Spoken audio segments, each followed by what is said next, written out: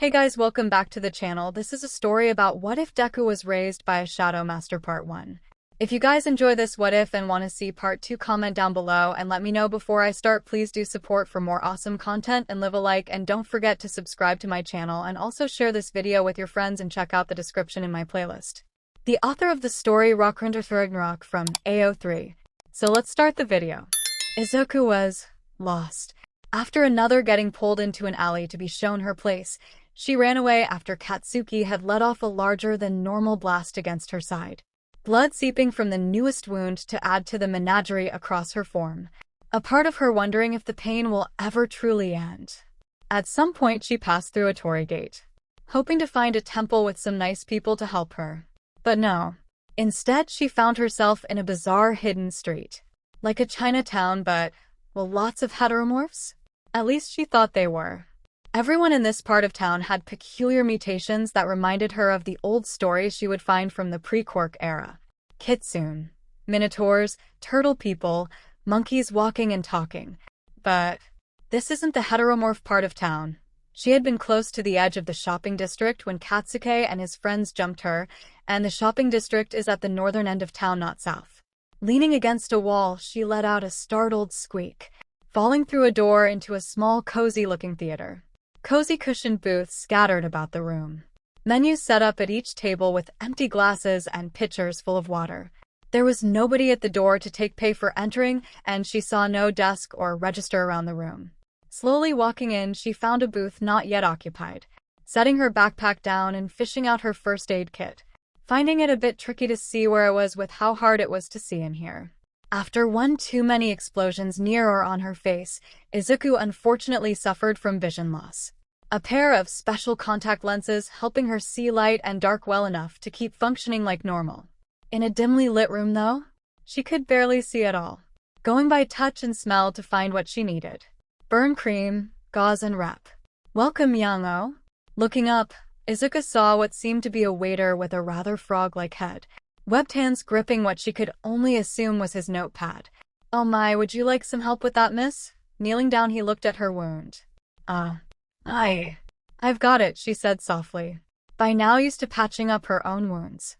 Her mother never really paid attention to how injured she got. The nice fluffy pig man from the ramen shop helped to patch her up at least. He had a lot to say about treating wounds, always saying he had years of experience with it. The frogman shook his head, gently taking the bandages from her hands. No. This is an adult's duty." Carefully he rubbed in the burn cream. "Did you have a run-in with the Demon Bull family, perhaps? Or was it that skulk of Kitsune on Black Tortoise Street?" "The what?" Izuku asked, caught off guard.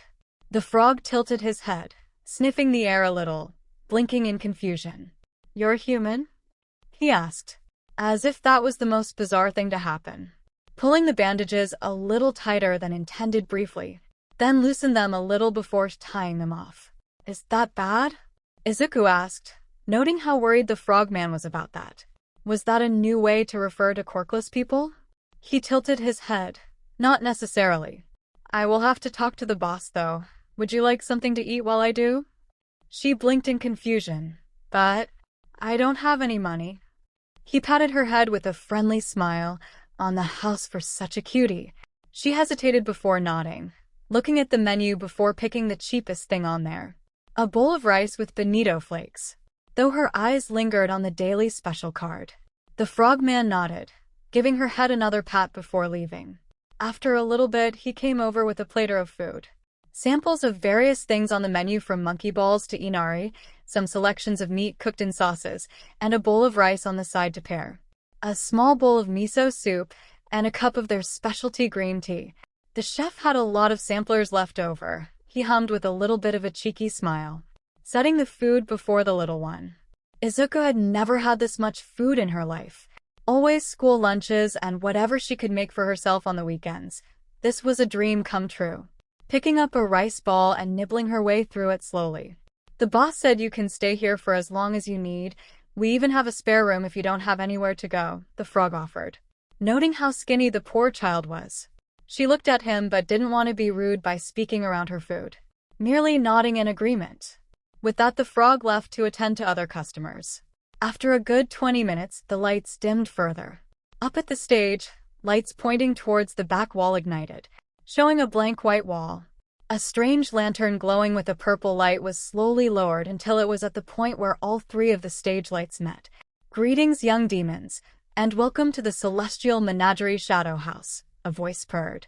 It sounded as if it came from everywhere and nowhere as ghostly shadow people appeared at each booth, as if they had always been sitting there and only now were they noticed.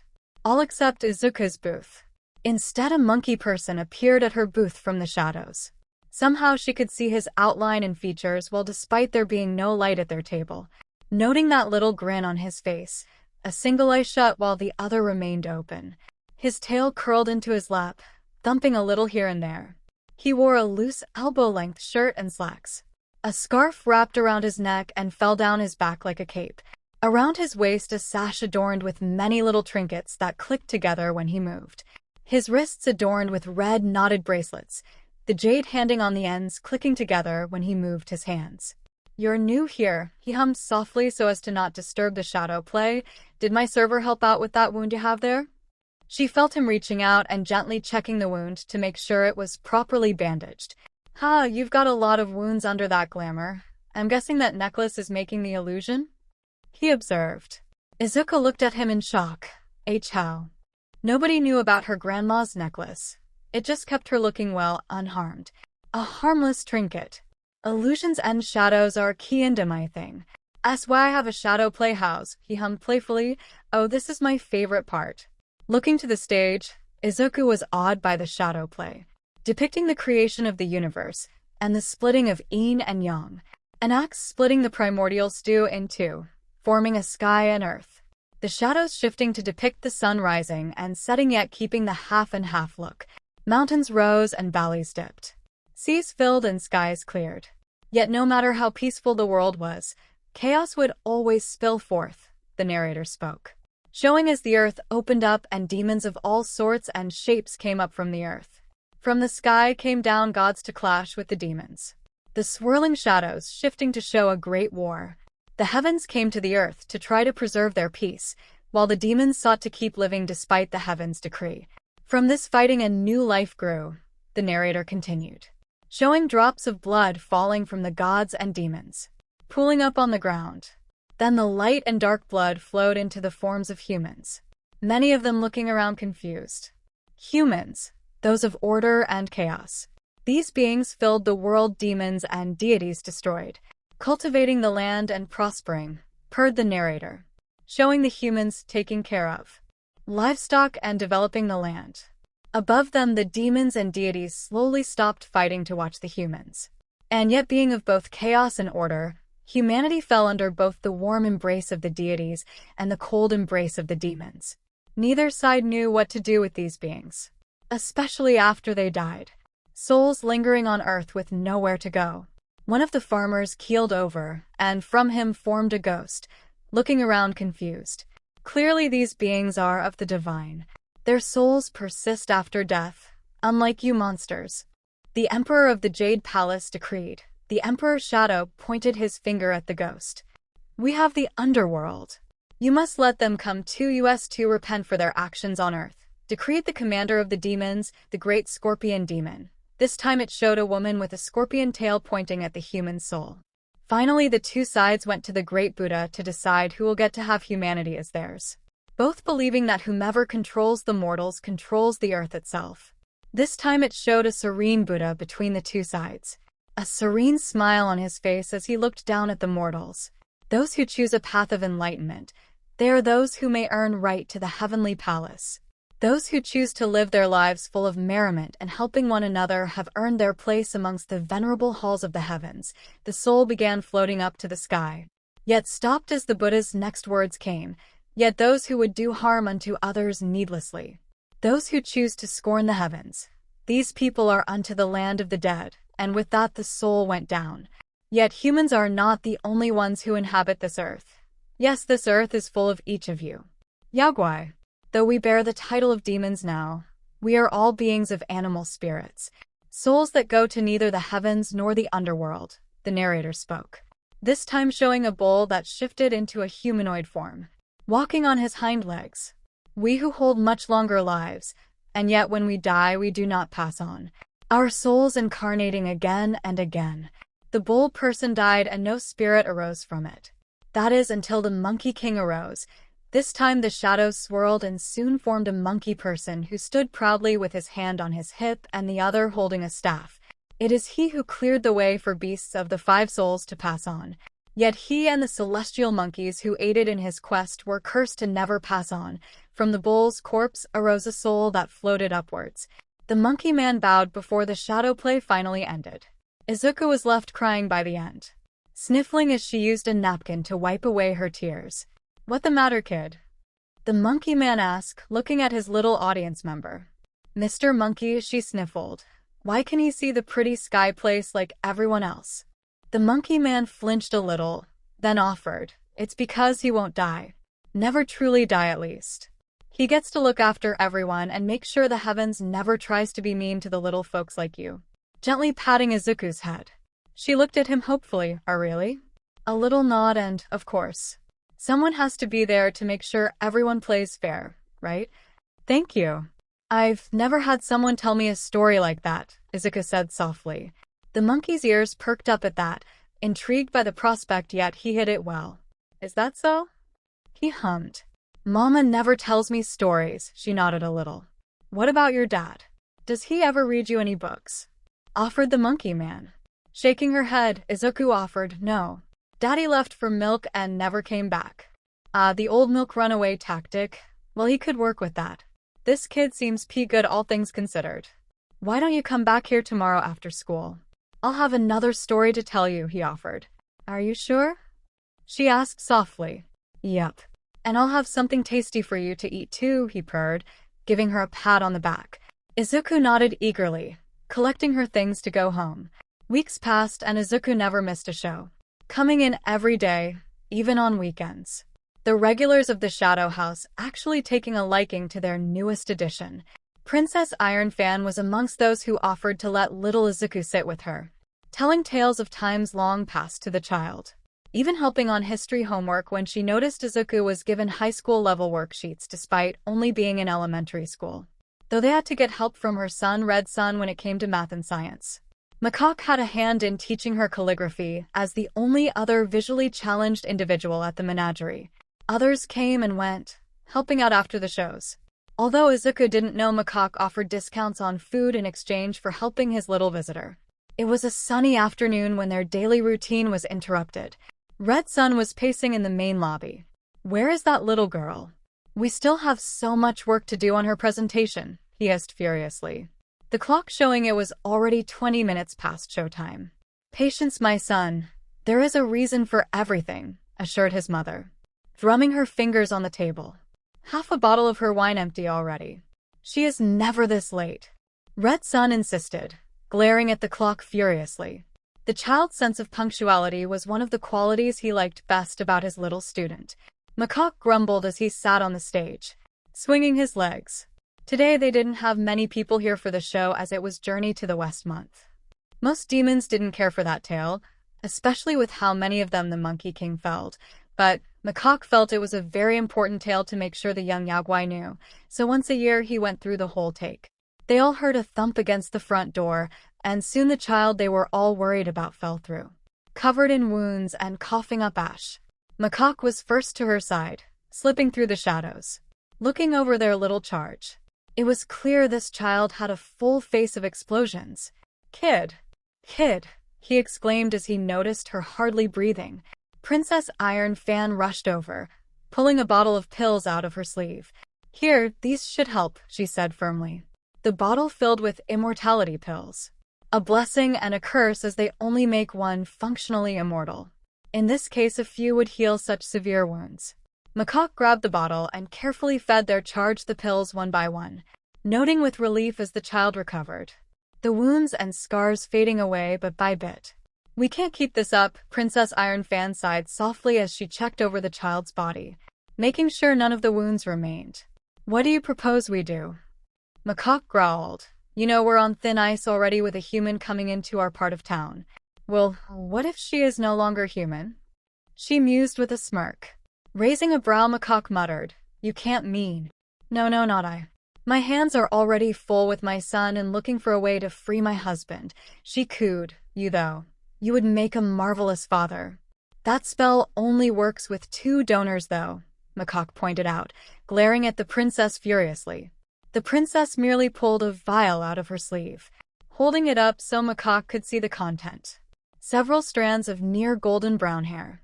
Your old friend just loves to leave these lying around, she purred. Macaque made to grab it only for Princess Ironfan to pull it out of his reach. 𝐼𝐴, want something in exchange? These were not easy to come by after all, she cooed mischievously. Let me guess, you want help freeing your husband, he deadpanned. Feigning shock, Princess Ironfan cooed. Oh, how did you know? Fine. I'll help you eventually with that, he grumbled, grabbing the vial with his tail. I knew you would agree, she cooed with a smirk.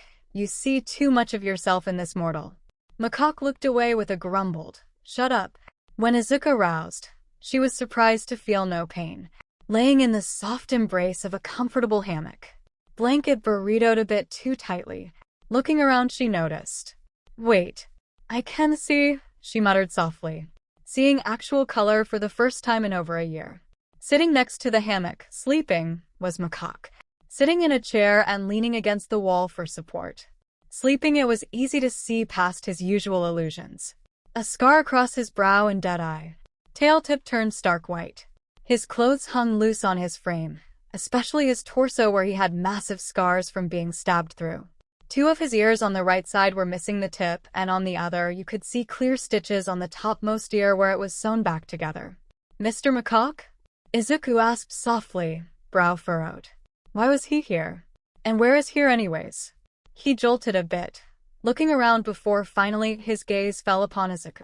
Mornin' kiddo, he yawned some, fangs glistening in the light of the room, glupping with his split tongue just to get a giggle out of Izuku. And a giggle he got indeed, making him smirk triumphantly. Did you sleep well? He asked while stretching out his sore muscles. Izuku nodded slowly. Where am I? It's just my back room. Wanted to talk to you after you woke, he offered. You said you're quirkless, right? Slowly Izuku nodded, worried he was going to say something really hurtful, remembering what Katsuki said while she ran away earlier. Quirkless mistakes like you should all just kill yourselves, maybe you'll get a quirk in your next life?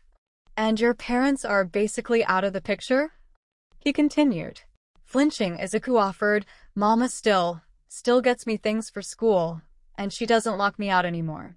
What if I said we could kill 2 birds with 1 stone? He offered, gently patting Izuku's head. You get to have powers, and at least 1 parent that will take good care of you. Tears filled her eyes, quick to hide them by pulling up the blanket to her face. Really? Macaque nodded. Remember how I'm a demon? And we demons are all rather powerful beings. Nodding softly, Izuku looked to him. Well, Princess Ironfan and her son gave me a little something. An adoption spell. Don't worry, it's perfectly legal on both sides, he purred, knowing how much his little charge loves heroes, though you may end up looking rather monkeyish. His tail held up a gourd with a paper seal covering the cork, shaking it a bit so she could hear the potion sloshing around. All you need to do is drink it, and you'll be all mine, he purred, not at all surprised as Izuku surged forward and hugged him, just holding her close and patting her head. This child is his, and now he can make it official. It took about a week for the potion to finally settle. Macaque was not at all surprised his charge didn't get fur all over. A monkey tail and 6 ears, though? That he more than expected. Izuku's hair had shifted to a red highlight over the green, and her eyes had turned a vivid blood red, though when angered her sclera shifted to red and pupils to gold surprisingly enough. Macaque blamed the Wukong hairs he used for the ritual. He was especially proud to note she developed 2 sets of distinct sharp fangs and claws on each finger and toe, though. Princess Ironfan brought a set of demon-grade chewable jewelry for the young monkey, a knowing smirk on her face and all. Red Sun was disappointed Izuku didn't develop a heart mark on her face, but had gotten some special face paint to draw it on himself. It lasted a week for every application, and after a while Izuku took to painting it on herself just to look like her new dad. And Macaque in turn introduced her to the wonderful world of henna pen. During the yearly peach eating festival, Red Sun had put Izuku's name in for the contest. Unfortunately, Katsuki had noticed the changes in his favorite punching bag and opted to take part as well. The two in the elementary schooler bracket. Izuku paced back and forth as she drew on her arm. "It's just a little contest. He can't hurt me if I do better," she muttered softly. "I still don't know why you won't let me eat him," 𝗏𝗏 grumbled, sitting on a bench near her. In the background they heard the adult bracket during it out. "He's innocent." "Really?" Izuku insisted, an ingrained Pavlovian response. "It's my fault for provoking him." Only to have a peanut flicked into her face from 𝗏𝗏. "What did Ma say about that kind of talk?" She sighed softly. "It's for weak humans." He nodded resolutely. "And we are." "Powerful 𝐎𝐽𝐽," she echoed back. A common mantra the Demon Bull family was trying to ingrain in the young monkey. "Good. Now what's the plan?" He purred. "Do my best," she offered hesitantly. "Win," he huffed, crimson hair fluffing up into a flame briefly as emphasis. "You're here to win, not the contest. Win against that stupid mortal." "I still don't know why you keep," muttered Izuku hesitantly. "Because he is beneath you, and it's time he learns that," 𝗏𝗏 purred smugly. "We are 𝐎𝐽𝐽, not pesky mortals. An idiot like him needs to learn his place." "But I'm not," Izuku said softly, brow furrowed. Yes you are. You're a celestial monkey now, remember? And on both heaven and earth, humans are beneath you. "It doesn't matter if you used to be human, you're a demon now," he said firmly. "But why? Why does winning matter so much?" Izuku insisted.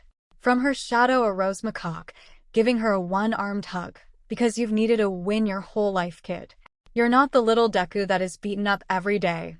You're 𝗬𝗏 the celestial monkey," he assured her, "and we monkeys don't back down from a fight.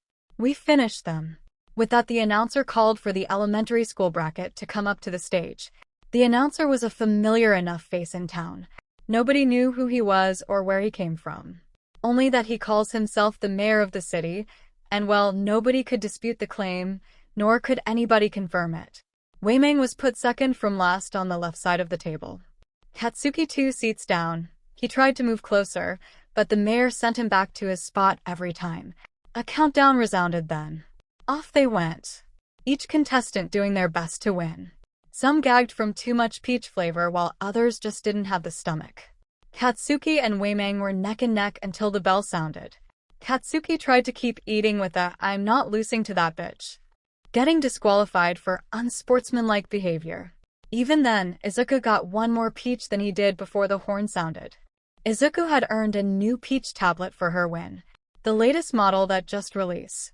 Though the peach-themed feast Macaque's chef made to celebrate was met with mixed reactions. The two monkeys eagerly ate while the Demon Bull family were all peached out. "Macaque, have you done any of the paperwork for your new charge?" Princess 𝗓𝗏 asked as she sorted through his mail like usual. Knowing if it was left to that monkey, he wouldn't even touch the mailbox for months. Noting yet another letter from the mortal police asking for the release of one Miss Izuku Midoriya to her family. "What paperwork?" "I did that ritual of yours properly," Macaque huffed while helping said charge with her face paint this morning. She wanted the edges to look more fiery and asked for help. The princess let out a long, low sigh, of course. "Of course the great Shadow Master, equal to Heaven's rebel, can't even do paperwork correctly," she scoffed, dramatically throwing the mail across the table. "I bet you don't even have a rebirth certificate yet." What now?" Macaque asked, confused. "A rebirth certificate," Princess 𝗓𝗏 said more slowly and emphasizing the birth part. "Mortals of this era require documented proof of every facet of life. Like the deed for your theater that took us 8 months to arrange. Heavens above, you're such a clueless simian." Standing up and patting out her skirt, she collected the letters from the table, then shuffled into the basement so she could take pictures of the ritual site. "Idiotic ape, stick in the dark ages," she grumbled under her breath. Going up to the second floor to the spare bedroom said stupid ape had reserved for her and her son, soon slipping on some appropriately posh clothes for a trip to their embassy. After a half-hour, Princess 𝗓𝗏 came back to the main hall of the theater, composed and all dolled up for a legal war. "Lure, darling?" She cooed in that sweet honey voice that he knew only hid the worst of poisons. "Would you put on those nice robes I got you for your trial?" "I will handle dolling up your adorable charge." Macaque quickly went to his room the second he noticed Princess Iron Fan has her legendary fan in her sleeve. Not today.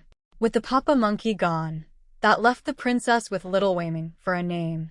Macaque could have chosen worse. At least it's not as paltry as Macaque calling himself Macaque. Buddha above give her strength. Hello, little princess, she cooed softly. Has your new father been treating you well? Izuku froze, hesitating a bit. Why did that sound like those trap questions the quirkless commission asked about her mama? I think so, she asked, worried Miss Iron Fan would take her away for a while like the scary people did. Don't think too hard about it, sweetie. I'm just making sure. This is the first time 𝗬𝗏 has ever taken in a child in any way, she offered. If you need anything, no, you may always ask me. Izuku shifted from foot to foot nervously. Is it that? I'm not used to my new name yet. Izuku asked nervously. She knew her new name is 𝗬𝗻𝗄, but it's still hard for her to remember. Princess Iron Fan nodded reassuringly. It was strange for me as well, child, she cooed, gently petting Izuku's head. My name wasn't always Princess Iron Fan. I was given this name shortly after marrying my husband. Izuku blinked, making a little curious croon it was. Nodding in response, Princess Iron Fan offered, I used to be a celestial maiden in the Jade Palace. Yet over many years I and 𝗵𝗃𝗍𝐴 had fallen in love. Explaining this to my superior in the Garden Palace, I was given an ultimatum. Either I could agree to have my memories of ever loving him removed, or I would be stationed in the earthly realm to fan the flames of a particular mountain. You may have already pieced together which option I had chosen, she hummed softly. Izuku nodded slowly. So, they made you change your name? Princess Iron Fan nodded, indeed. Even now it can be a little tricky to remember. I am no longer the maiden of the azure pools. She put her finger to her lips and winked at Izuku, as if she had shared an immense secret, and it is to be kept. Now then, why don't we get you dolled up for our outing? The embassy is not a place to go to lightly, she offered. Why are we going to an embassy?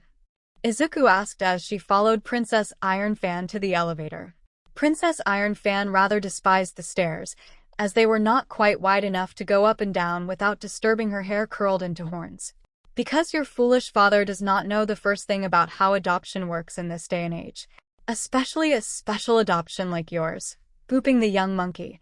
Said monkey made curious little sounds but was given no answer. The Demon Embassy was a rather impressive building in the middle of the Demon District, with many roads going in and out of the plaza in front of it. This building was designed to look like a massive temple on the outside, but inside it was a marble hell of bureaucracy. Luckily, the princess was a queen at the art of navigating such a place. Dipping in and out of various departments, talking to the right people, triple-checking paperwork. This was her favorite pastime. Unfortunately, due to agreements with the Jade Palace, she is not allowed to be all that active in demon politics. At the time it was purely because that was the place of her husband. Now though, all that keeps her from it is her oath. The second the Jade Emperor leaves his throne, her shackles shall be unchained. Until then, though. Are we done yet? Macaque groaned as he tugged at the tight collar of his robes. A fancy outfit Princess Iron Fan got for him during his trial against the former owner of his building. It had been abandoned for over a decade at that point, so Macaque claimed it for his theater. But when the property owner found out, they got in a real legal war. Only the princess was able to win it for him. Shortly. We still have to obtain a legal ID and documentation that the little monkey princess was abused by her former mother, cooed the princess.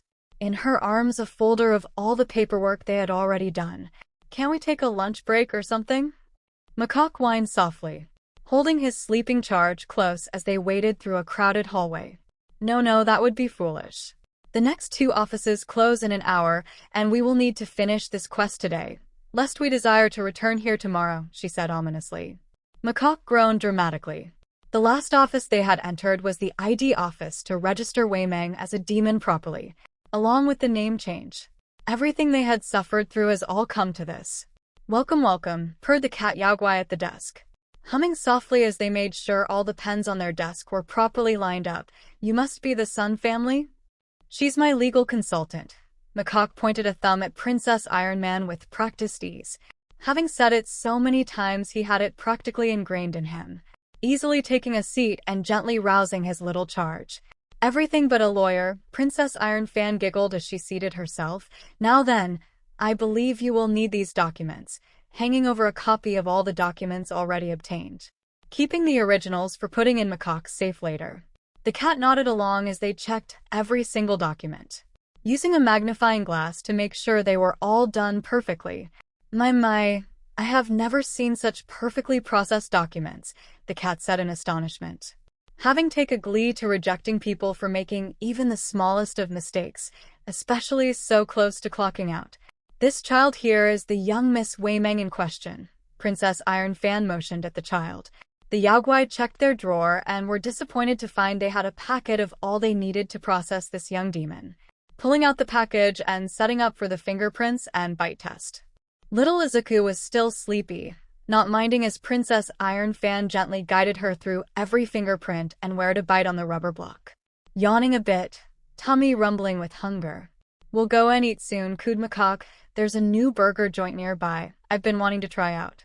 The Weasel brothers won't stop talking about the faux human burger they sell. Izuku tilted their head. Faux human burger? We're demons, Macaque offered, nuzzling his little one. Eating humans is a part of our diet. But after quirks became common, it became increasingly common to find quirk users that require human meat or blood to function normally. And with demons holding a similar diet, well, it became very important to find a way to satisfy us, he hummed. He was a fan of the substitute as it was made with the same nutritional value without the need to go hunting, but knew many older demons despise it on principle. He gently offered Izuku a chillery when he noticed her nibbling on her claw. Izuku purred happily, ears wiggling up as she took it and began chewing.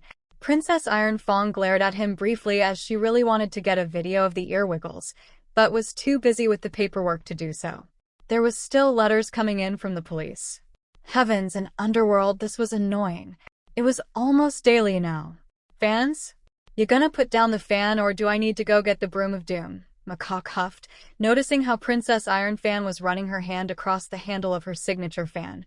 Fur on end as he knew just how far that bloody fan can blow a person. The mortals are not learning their lesson, she growled, smile plastered across her face like usual. I need a place to run my business, Macaque pointed out, pointing at Red Sun and Izuku working on a clockwork mobile of the solar system. The princess looked at the peaceful scene with wide eyes. How could she have forgotten about that? Let her anger get the better of her. Don't beat yourself up about it. Anger is a rather powerful emotion, soothed Macaque, gently patting Princess Iron Fan's back. Now what's this about letters? Picking up one, Macaque quickly read it over, eyes narrowing as he noted how insistent they were about his lack of legal rights to his daughter. How a single father can't raise a child as well as a single mother can. A load of baloney. Okay, this is annoying to read, he deadpanned, tossing the letter into the nearest shadow to burn in his lantern later. It's fueled on souls and negative emotions. The latter is very easy to get these days. Perhaps I could go deal with the human? Mused the princess.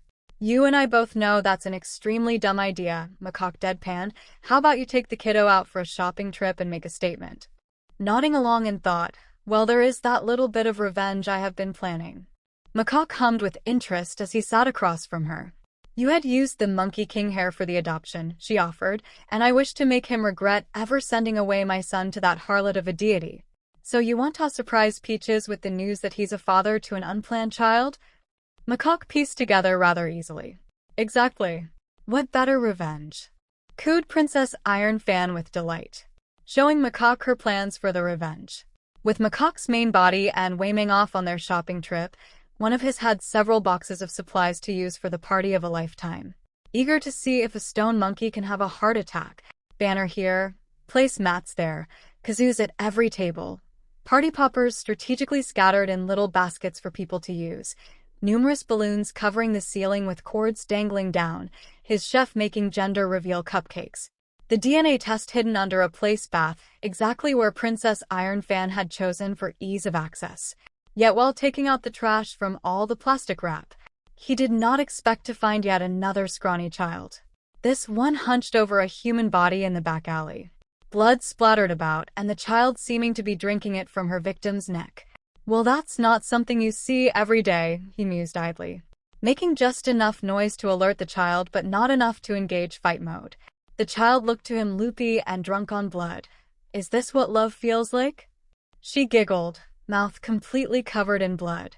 Macaque took a moment to realize the child was actually asking him and not just thinking aloud. "No, I don't believe so. Though it is rather tasty," he offered, slowly inching closer. He can't afford another child, but Princess Iron Fan? Oh, she'd love a kid like this.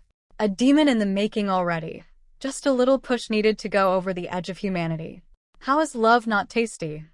the child asked, tilting her head as she tried to think it over. "You can love something that is tasty, but something that is tasty is not love itself," the macaque clone offered. Impressions of memories about Wukong thicken his mind, something that is his original loves but knows is not tasty when bitten. 2 stone. Feeling pain on his arm, he didn't expect the child to so easily try to bite him. A bit relieved his original had made him more durable than most clones. Easily lifting his arm up and bringing the child with it. She dangled from his arm with a little giggle as if it were just a game. "Maybe Lady Scorpion would prefer a kid like you," he mused. Remembering the demon, even the great Buddha fears. When he entered the lobby, Princess Iron Fan looked like she fully expected him to find another stray child. Already on the phone with the Scorpion Demoness.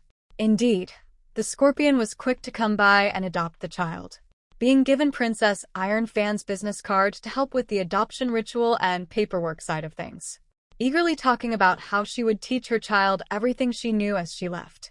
"Do you think it was a good idea giving that demon a successor?" the clone asked of the princess.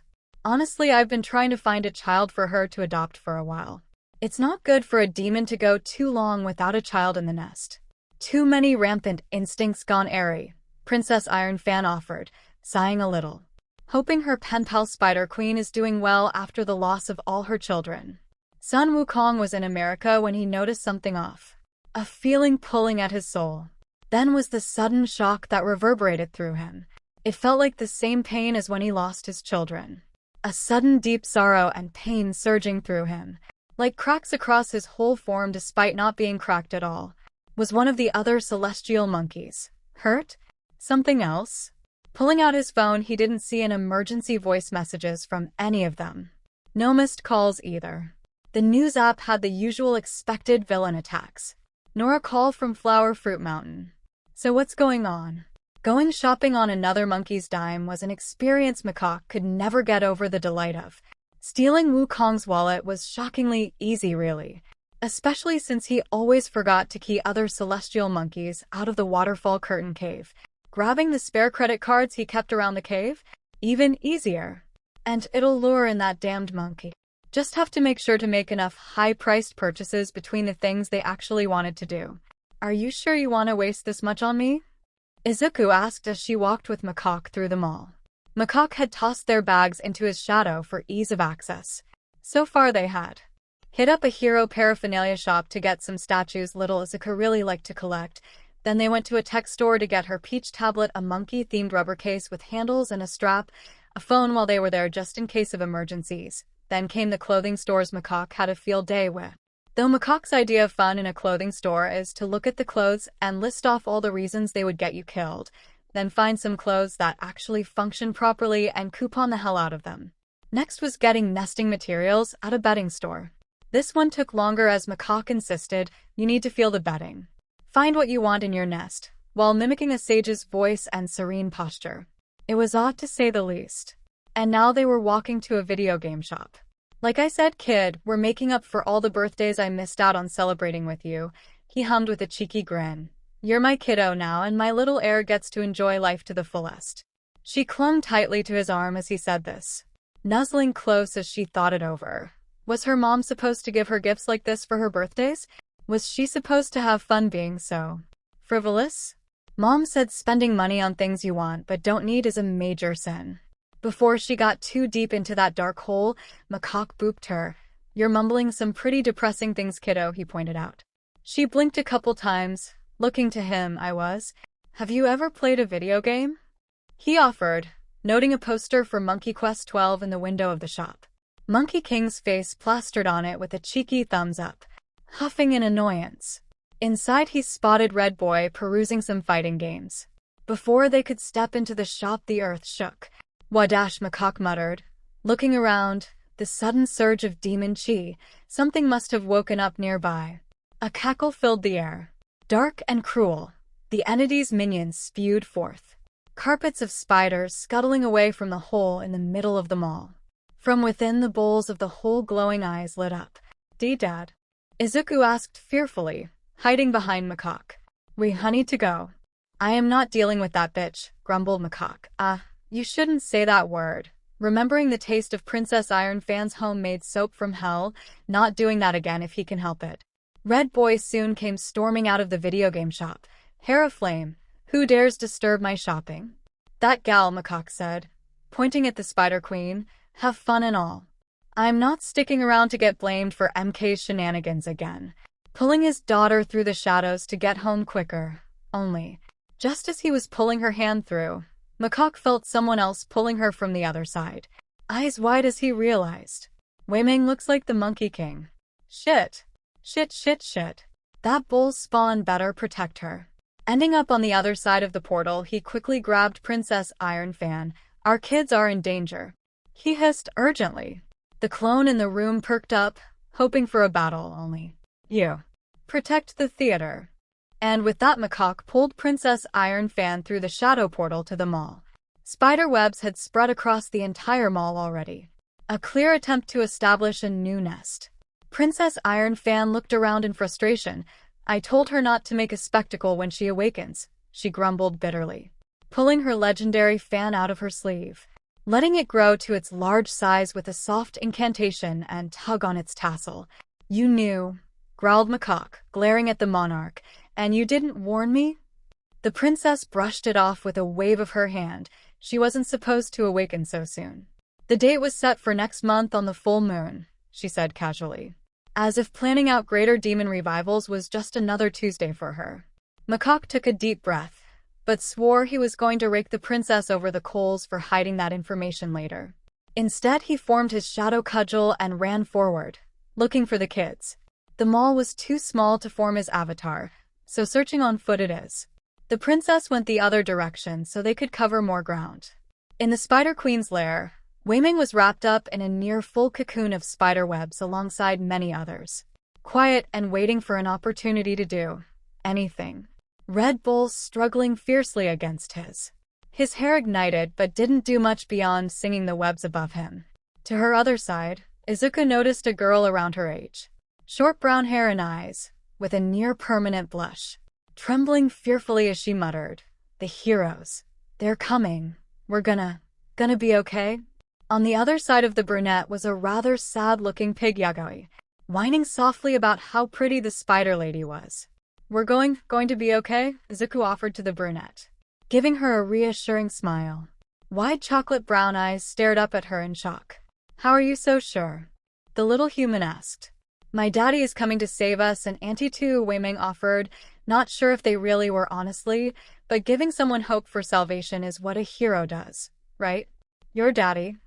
the human asked, confused, noting how the other looked kinda monkey-like. "Does that mean that Chinese hero Monkey King was coming?" Wei-Ming nodded. "My daddy is really strong, and Miss Iron Fan would never let Red get hurt," she offered, glancing to Red Boy trying to inch Worm out of the lair. Auntie Iron Fan said demons aren't always in their right mind when they awaken, running on instincts as they try to enact revenge for being sealed away.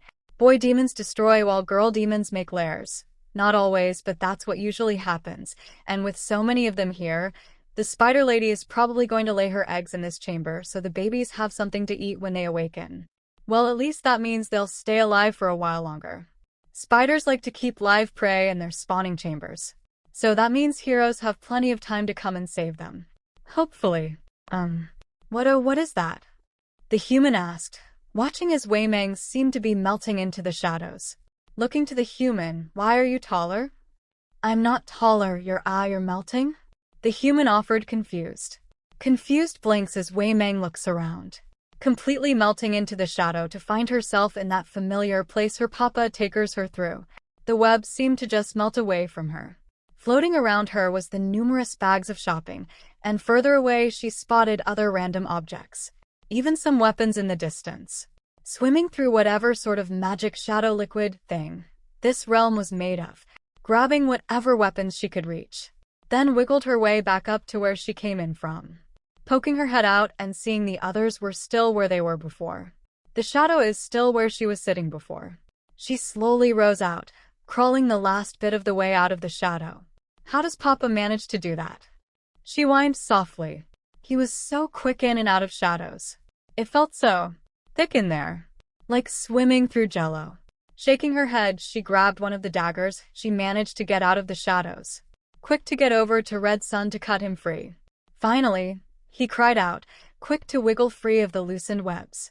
He cast a glance to the pile of weapons, grabbing a glaive, twirling the newfound weapon around with practiced ease. I can work with this, despite the rust. The blade still had a fairly sharp edge. Looking around, he cut down demons he recognized and tossed weapons to each. While he was busy, 𝗲𝗵𝗻 was quick to go to the little human she was helping. Okay, we just need to get out. Are you okay? She asked as she cut the human's webs away. The human nodded hesitantly. I think so. Something bit my arm though. 𝗲𝗵𝗻 checked the spot the human mentioned. It isn't too bad. We'll need to get an anti-venom soon though. Checking her pockets and not finding anything useful for this case. Auntie has medicine for every problem. We can ask her to look at your arm, she said firmly. The human nodded, flinching a little when the monkey touched her arm. Did you come here with your parents? 𝗲𝗵𝗻 asked, looking around to see if any of the hanging humans looked like the little human. A little shake of her head. I don't know who my parents are.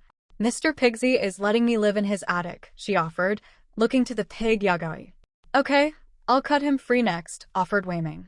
Pulling the human out of the tight bindings, she offered a reassuring smile. The human was quick to hug 𝗲𝗵𝗻, seeking some warmth and reassurance despite the scary everything around. I can't, squeaked 𝗲𝗵𝗻, falling back into her shadow with the little human in tow. So much momentum made her fall through and out another shadow elsewhere, ending up in a large cavern, a glowing crypt in the middle of the cave. Glowing blue chains from the pillars around the cave wound around the crypt. A strange skull above its locked door. Blue smoke wafted from incense burners around the room.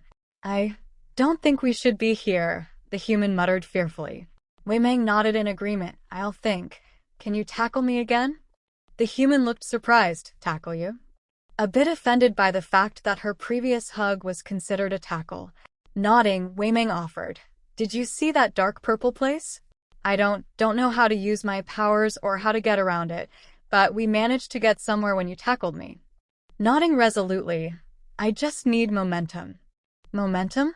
I might be able to help, the human said softly, flexing her hands a bit. Each finger had a bean, pressing her fingers together a moment. Then she pressed them against 𝗲𝗵𝗻's arm. 𝗲𝗵𝗻 gasped, floating a bit as her gravity was removed. Oh, Buddha, this is so cool, she said eagerly, muttering a few ideas about the applications this quirk could have. Wait, the human said urgently, tackling 𝗲𝗵𝗻 into another shadow. This time they practically flew through it, ending up in the mall above. In front of them were Princess Iron Fan and Macaque fighting he spider demon. A bit further off was a hero dressed like a fireman, and a fire hydrant had a love child. Water flowing from his arms to form a fence to keep civilians back. Where's 𝗏𝗏𝗏? Who are they? What's going on? Who is that villain? Are those vigilantes? Isn't 𝗏𝗏𝗏 supposed to be here? The civilians kept talking and taking pictures. Nobody was doing anything. The heroes who were showing up merely did damage control and talked about needing someone with the right quirk to fight the Spider Queen. How can they all be so useless? There's something different about her, growled Princess Iron Fan as she dodged back from Spider Queen's leg. Clones tattered from the intense battle. It was a miracle none of the venom attacks had hurt her yet.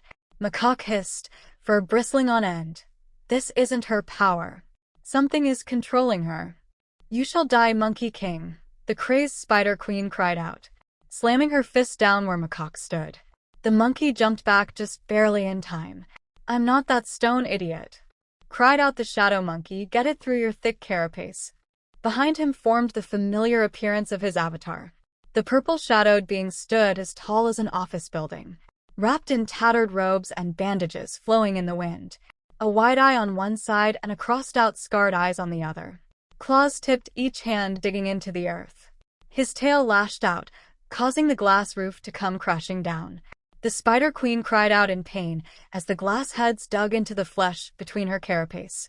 Macaque took everything in, grinning sadistically as he tore a metal sign off a nearby wall, jamming it in the ground between the Spider Queen's legs and curling it over her thorax to pin her down, holding her down to give Princess Iron-Fan a chance to work her magic. The princess was quick to rush in, shoving a formation pill into Spider Queen's mouth. The spider trembled, eyes wide as her legs scrambled to try to get away.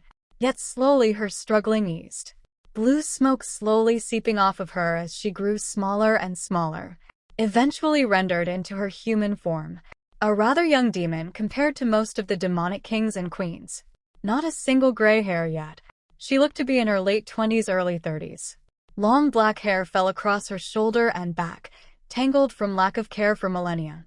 Grayish-purple skin showing just how much her health had deteriorated while sealed. Macaque tossed a banner at them to cover up her unsightly state. "What did they do to you, old friend?" cooed Princess Iron-Fan, hugging Spider Queen close. Slowly Spider Queen's poisonous green eyes open, looking to Princess Iron-Fan. Where am I?" she croaked out. "We're going home," cooed Princess Iron-Fan, gently picking up the Spider Queen. With a gust of wind, she vanished to the Demon Bull Palace. Macaque looked around furiously, trying to find where his child is. Noticing her off to the side, he rushed over, slipping into the shadows, partially to get close. Hugging her close, tears in his eye. "You're safe," he muttered, pulling her into the shadows so they could go home. Red sun guided the survivors out of the caves, burning and chopping at the webs to make a path. Having sensed his mother already left with the Spider Queen, he hadn't seen Andy Silk Spinner in over 500 years. What wasn't fair was the press mobbing him for an interview. It took him hours to finally escape them all. The names come from behind the name in Googling things, giving them a very distinct air of the parents are Chinese demons. Wei Meng is Izuku, adopted child of Macaque and Wukong. Wei is brilliant, red, glowing as an allusion to her inheriting Wukong's red eyes. Meng is dream, as Macaque never thought he'd be able to fulfill his deepest desire, having a child with his crush. Xia is Toga, adopted child of the Scorpion Queen and a mysterious desert demon. She talked into donating blood. He for blood, as Toga's queek is blood-related and blood holds a lot of power amongst demons. Xia for Scorpion, thanking, and Decay, as the Scorpion Queen is a demon of decay and fear. She relies on her reputation as the demon even Buddha fears, hoping her child will surpass her in every way one day. The ritual of adoption works by basically replacing the genetic code of a person and replacing it with a new set. It takes a week for the initial large changes to develop, and about a year for the full shift to take place. Though some people change on the outside faster than on the inside and vice versa. It requires 2 donors as the new parents, though what gender the parents are or if they even love each other is not a factor. All that is that they both provide samples of their genetic information, be it with hair, blood, or some other way. The Spider Queen, for example, used her shed carapace for it and some hair samples from a random desert yaoi. Quirks make this far more complicated though, as the quirk factor does not change when the DNA changes. The person can even die if the donor does not have similar abilities. Princess Iron-Fan is fascinated by this and is conducting research into the how and why, theorizing that the quirk factor is not actually a genetic inheritance, but a soul inheritance molded by the genetics of an individual. She really wants to screw over the Jade Palace in what subtle ways they can. See the end of the chapter for more notes. Chapter text.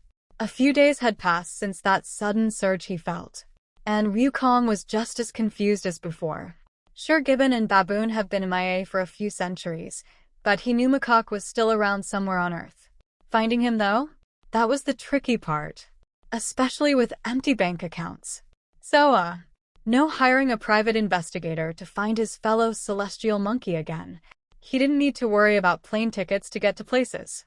But, he did need money for food. Can't function on an empty stomach after all. Macaque stole my wallet again, he grumbled bitterly after checking with the last of his banks to find out their balances. He really needs to learn how to lock people out of his super-secret cave. Problems? He heard a man asking to his right. Looking, he noticed it was that inventor he had come to America to meet. David Powers, the hero of support items as many call him. But Monkey King? He called him 𝗲𝗏.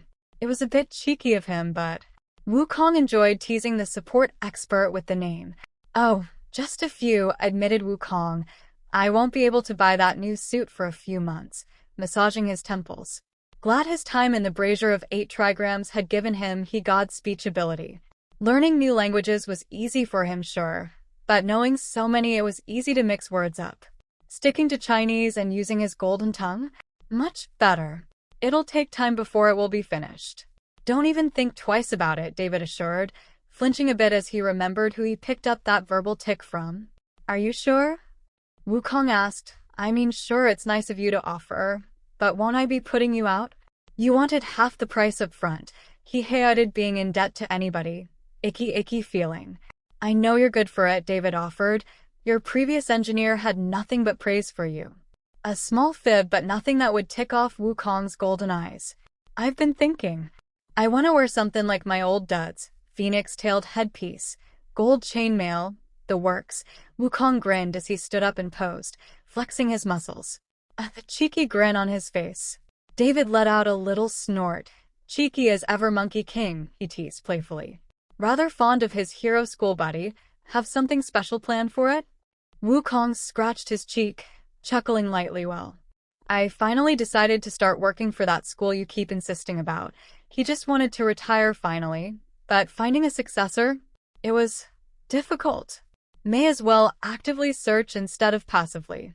Your plan isn't working, Macaque grumbled irritably. Working on wrapping silverware in napkins for tonight's party. They were celebrating Spider Queen's release with a large party and a shadow play of some of her greatest exploits as a demon, a tradition they had started when demonkind were starting to awaken. The Quirk era seeming to have made the celestial seals on every sealed demon weaken. Nobody knew why, but this is the era of Yaogwai now, and they intend to make it a golden age. Princess Iron Fan sighed as she worked through his finances. Usually the stone monkey does not waste much time in responding to this scheme. It seems we have caught him off guard while he is planning something. Macaque hissed, bristling at the idea of it, or the celestial court is using him for something once again. Either way, this isn't a good sign. Princess Iron Fan sighed softly. Let us focus on the good in our lives instead, Their discussion was interrupted by the sound of a door opening. Looking, the two spotted and smelled a little human girl. Behind her was a familiar pig demon. Pigsy, growled Macaque, annoyed to see his competition. 3 years at the hospitality tournament, all ending in ties? No fucking way was he going to let that slide. Shadow monkey, growled Pigsy, crossing his arms and glowering at Macaque. The little human tugged at Pigsy's sleeve, concern clear on her face. Pigsy sighed bitterly. Yes. I won't break my promise. Pigsy sighed as he patted her head. Damned blackmailin' ninja. Only to get a little hotel-sized soap thrown at his face by said pouting human. She had a little purse with a bag full of those soap bars. Pigsy cried out in frustration, rubbing away the soap from his snout indignantly. Where, Dio? You keep getting those damn things, growled the pig demon furiously, only to get another bar of soap thrown at his snoot. Now, pig demon, you came here for a particular reason, did you not? Princess Iron Fan interrupted, covering her grinning mouth with her sleeve to save some dignity. Pigsy looked away. I need someone to look after my kid during the day, he offered, and my kid seems rather taken with your little monkey princess. Macaque scoffed. So you just want to pawn your kid off fair part of the day? Glaring darkly at Pigsy. A child is to be cherished, not pawned off like this. I can't afford to send her to school, snapped the pig furiously. Macaque blinked in confusion. What? Pigsy looked down at his soup broth-stained hands, furious at himself for his failings. The noodle shop doesn't make ends meet as well as I'd like. I need to give her more than she has. She deserves it. To grow up smart and go to a good hero school, pulling the little Ningen close. I believe what he is saying is that the hog wishes to offer his child as a playmate for little Wei Meng, in exchange for you to give the Ninja a chance at proper education. Princess Iron Fan giggled in amusement, pulling a silk fan from her pocket to fan herself. Though both demons knew how dangerous a fan is in the hands of a wind celestial, Macaque scoffed. You really think I'd be interested in a Ninja? Wasn't your charge in Ninja too before you took her in? growled the pig. A roll of the eyes was his only response. You and I both know adopting a quirk nin-gen is a lot more troublesome. Especially when your nin-gen isn't compatible at all. 𝗕𝗁𝗄 flinched at that. Talking in strays just isn't what it used to be, Macaque said, shaking his head in disappointment.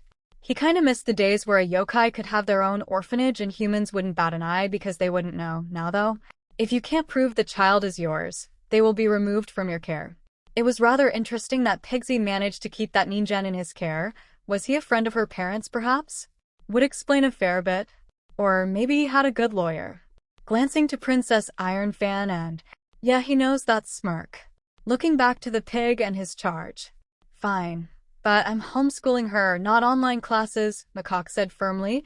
I'm already teaching my kid in Scorpion Queen's Little Menace. May as well add another to the classes. Wait, that scorpion bitch has a spawn. 𝗕𝗁𝗄 cried out, ignoring the latest bar of soap. Unlike you, we actually pair orphans well with their parents, Princess Ironfan huffed. You should have let me place your little charge with Hot Lovely. Bone Demon Couple, or even your friend Sandy and his fiancé. Fiancé? 𝗕𝗁𝗄 squeaked, wide-eyed at the bit of information. An actual pig squeal too. It was funny enough to break the tension. Princess Ironfan motioned for the little nin-gen to go upstairs so the adults could discuss things in peace. The child was hesitant to leave her guardian's side, hugging his leg, worried about what this could mean. Why were they talking about quirks? An adoption in relation to them? What's going on? Go on, 𝗕𝗁𝗄 sighed. The adults need to talk. Gently patting her back before pushing her towards the stairs. Upstairs, 𝗏𝗏 was teaching a lesson to his two charges. A diagram of the water cycle on the wall behind him. Never forget how water reacts to heat. A strong enough reaction causes an explosion of force, 𝗏𝗏 said with a maniac grin, showing exactly what he meant by heating up a sealed jar of water until it exploded. Of course it was in a sealing array to keep his two students safe. Whoa, the little human said in awe. Did that teen have some form of a fire quirk? 𝗏𝗏 looked to be an older teen in appearance. Not yet an adult, but clearly not a child. Fiery red hair trailing all the way down to his lower back when not ignited. Wearing a simple black tank top and comfortable slacks. Around his waist, a fiery red sash hiding his belts and pouches. Sitting on the other side of the table were 𝗬𝗠g and the young scorpion princess 𝗕𝗁𝗄. 𝗬𝗠g was a bit on the small side for a child her age. Fluffy black hair with hints of red in the right lighting, tied up in a looped ponytail.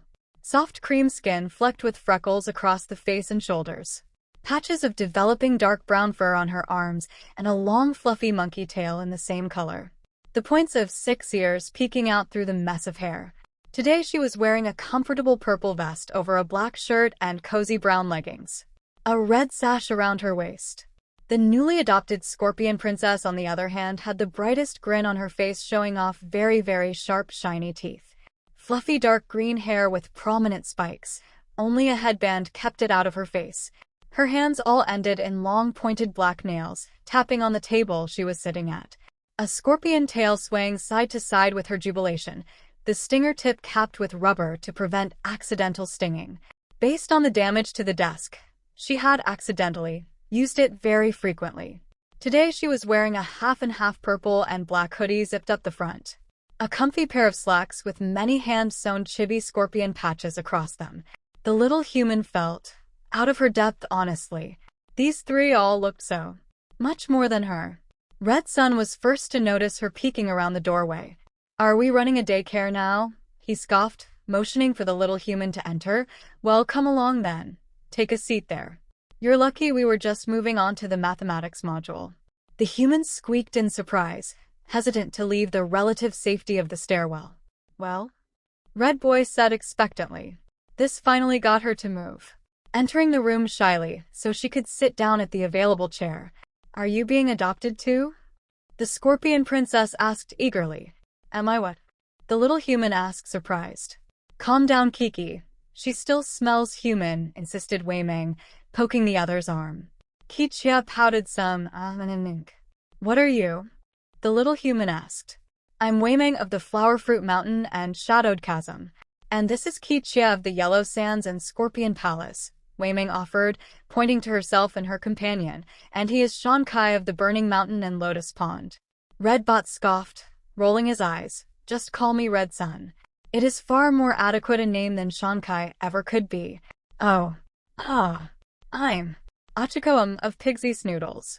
The little human offered hesitantly. 𝐒𝐻𝐁 snorted. Of 𝗃𝗁𝗁𝐿? Did that pig not tell you how to introduce yourself? Red Boy merely threw his chalk eraser at her with an annoyed huff. Not every demon is raised with proper etiquette, you plebeian. You wouldn't even be here if that monkey hadn't taken pity on you. 𝐒𝐻𝐁 hissed at him furiously. You take that back. And Wei-Ming was quick to grab the ninjen to flee to a side room while the two heirs duked it out.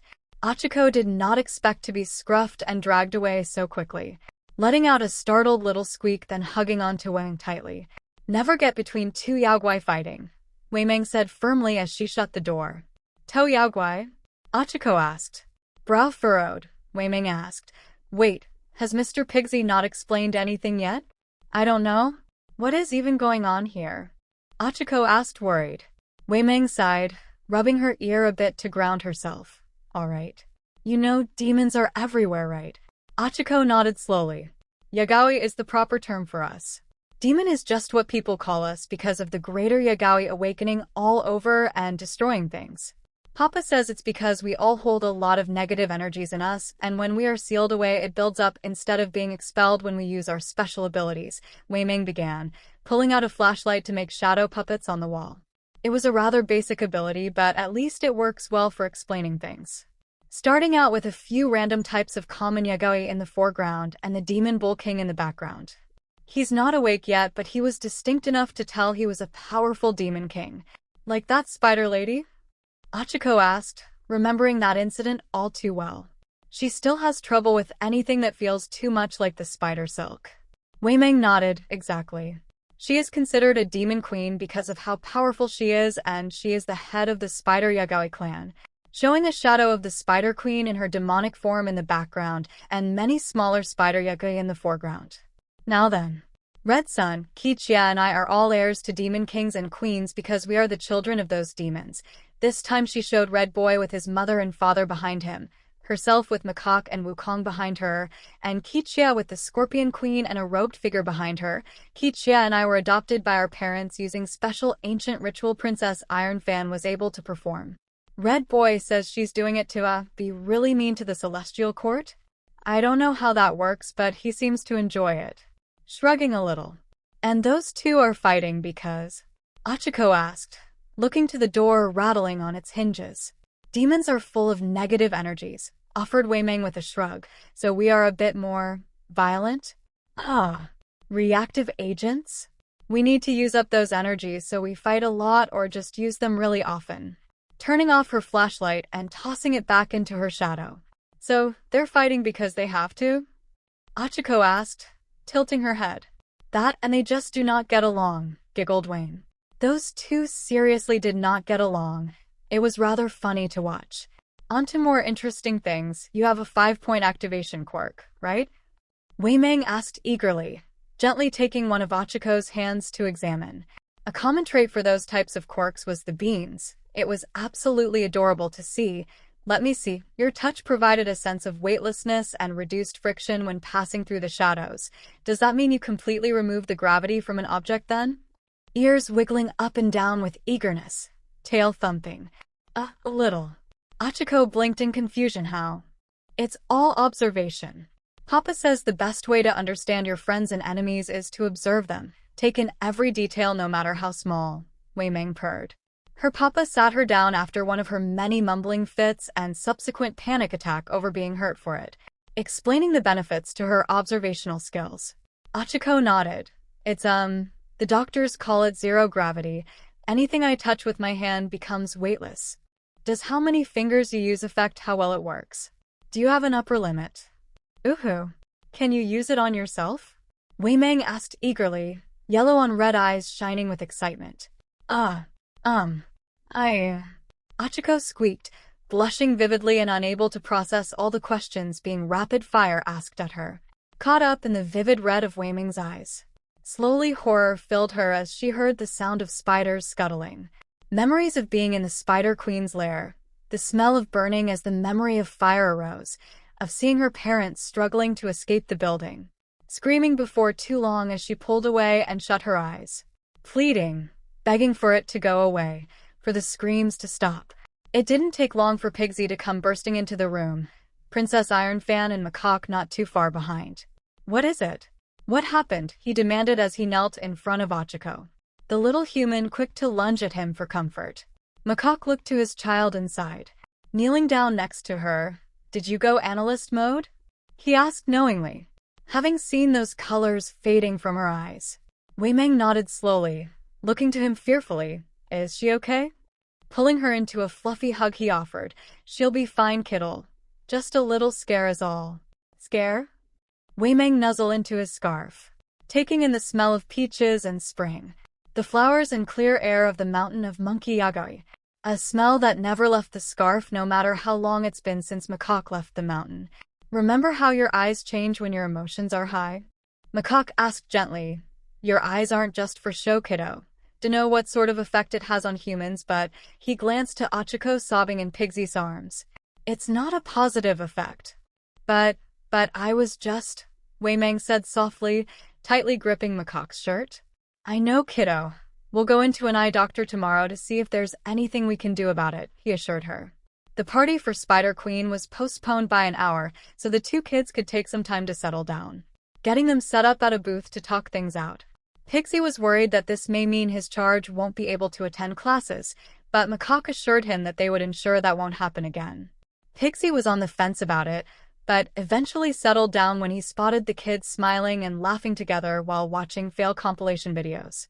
The eye doctor visit the next day went well, getting a pair of spectacles for 𝗬𝗵𝗄 to put on when in research mode. They didn't have arms like normal glasses, as they couldn't figure out how to make those function comfortably with 6 ears, instead having an enchantment to keep them in place when set in front of her eyes. They were given a long chain and a breast pocket for quick access. The entire family helped her get into the habit of putting them on whenever she went analyst mode.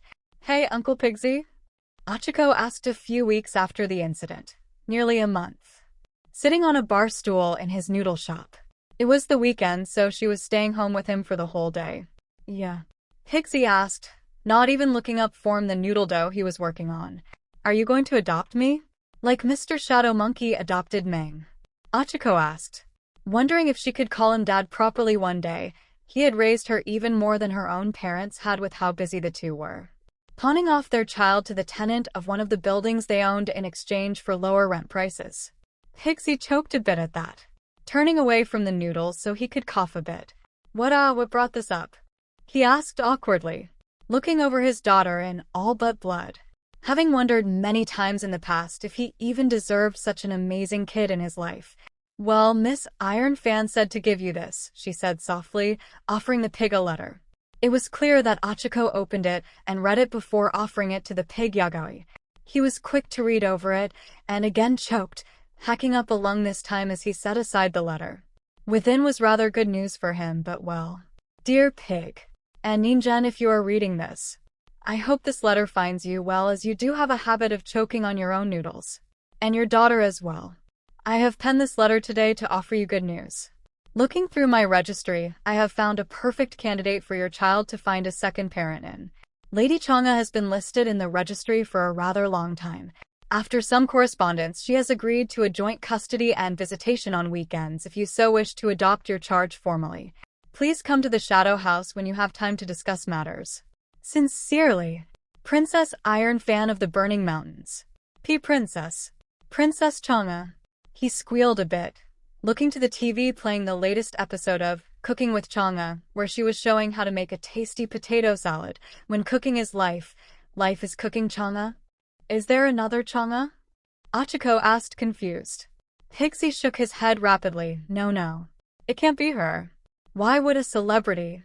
Maybe we should go ask Miss Ironfan? 𝗧𝗂 asked softly.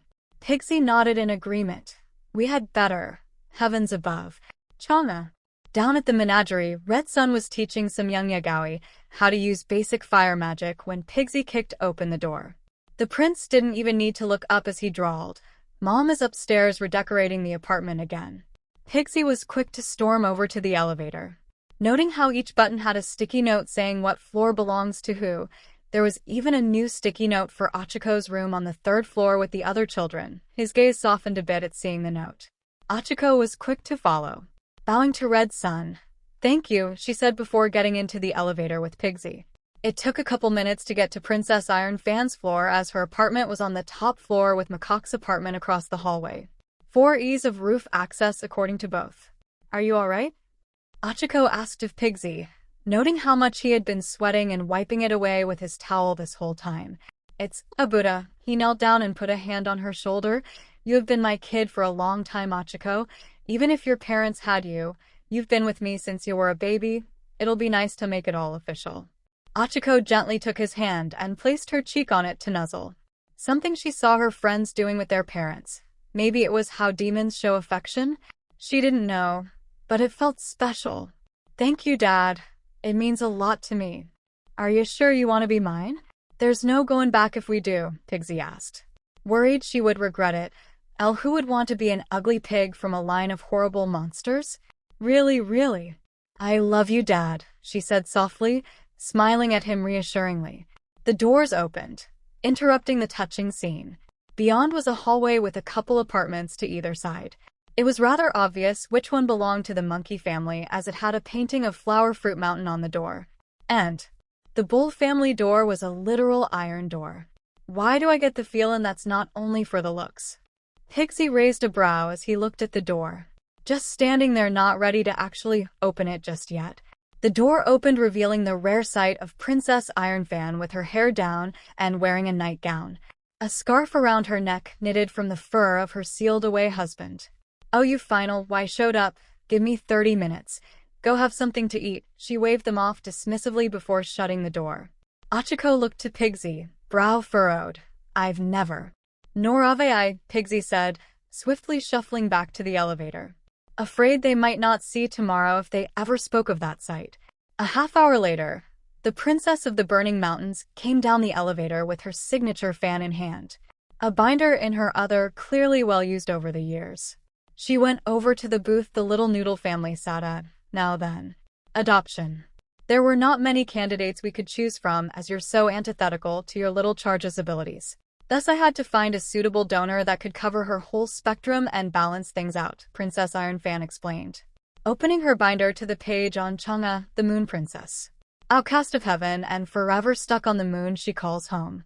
Wait, the real 𝗓𝗏? Are you sure?" 𝗵𝗃𝗁 asked in astonishment. Princess Iron Fan sighed. "Yes, the day. She's been in my files for the better part of 200 years. Why would she want to adopt a kid?" 𝗵𝗃𝗁 asked, confused. "She's got everything. Money, fame, immortality. Because the moon only has one resident, and she does not get many visitors. Even I cannot manage to visit her often due to how much magic it takes to traverse the distance." Princess Iron Fan sighed. "She offered to help me with my experiments in the early days of 𝗏𝗧𝗏, and when my experiments turned to this, well, she is happy to help so long as she has visitors." "So, she's just lonely?" 𝗵𝗃𝗁 asked with a raised brow. "I can arrange you two to meet her today before you decide," offered Princess Iron Fan. 𝗧𝗂 looked to 𝗵𝗃𝗁 and he looked back at her, the resolve settling in.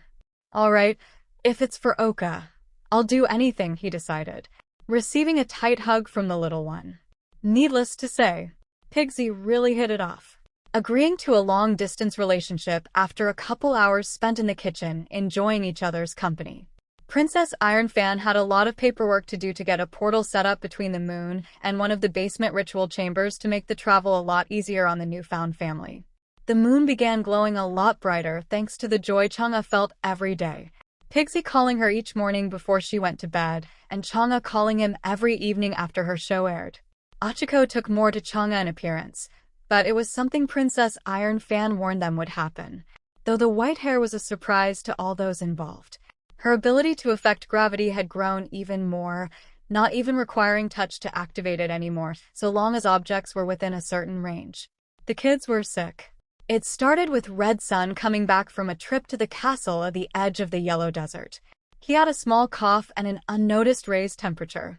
Within days he was left stuck in his bed, groaning and fighting against his illness.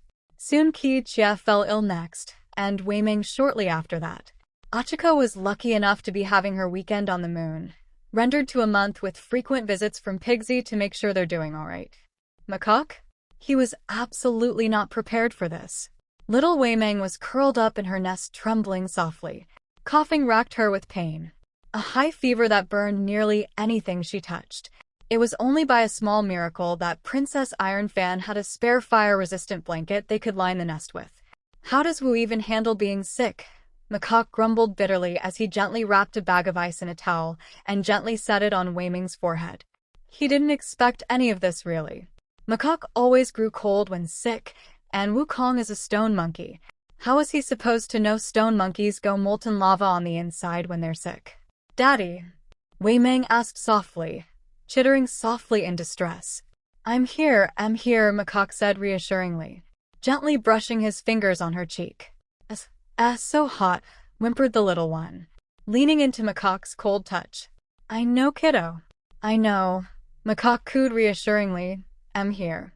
Laying down and curling close. Comfort cuddles for the little one. Wukong groaned as he felt another surge. Where is this feeling coming from? He whined softly. This time it was an overwhelming surge of worry. Overwhelming heat like that time he caught the cold in the Celestial Palace. Checking his phone, he noticed a new group chat he was invited to. New parents of 𝗵𝗃. Wasn't 𝗵𝗃 the demon district of Mustafu? He mused idly, checking who all was in it. Arachnophobia was clearly the Spider Queen. Sandy River looked to be one of his old friend's descendants. The cat in the pic was pretty cute. Midnight Mistress had Sandy in the background, so they were probably a couple.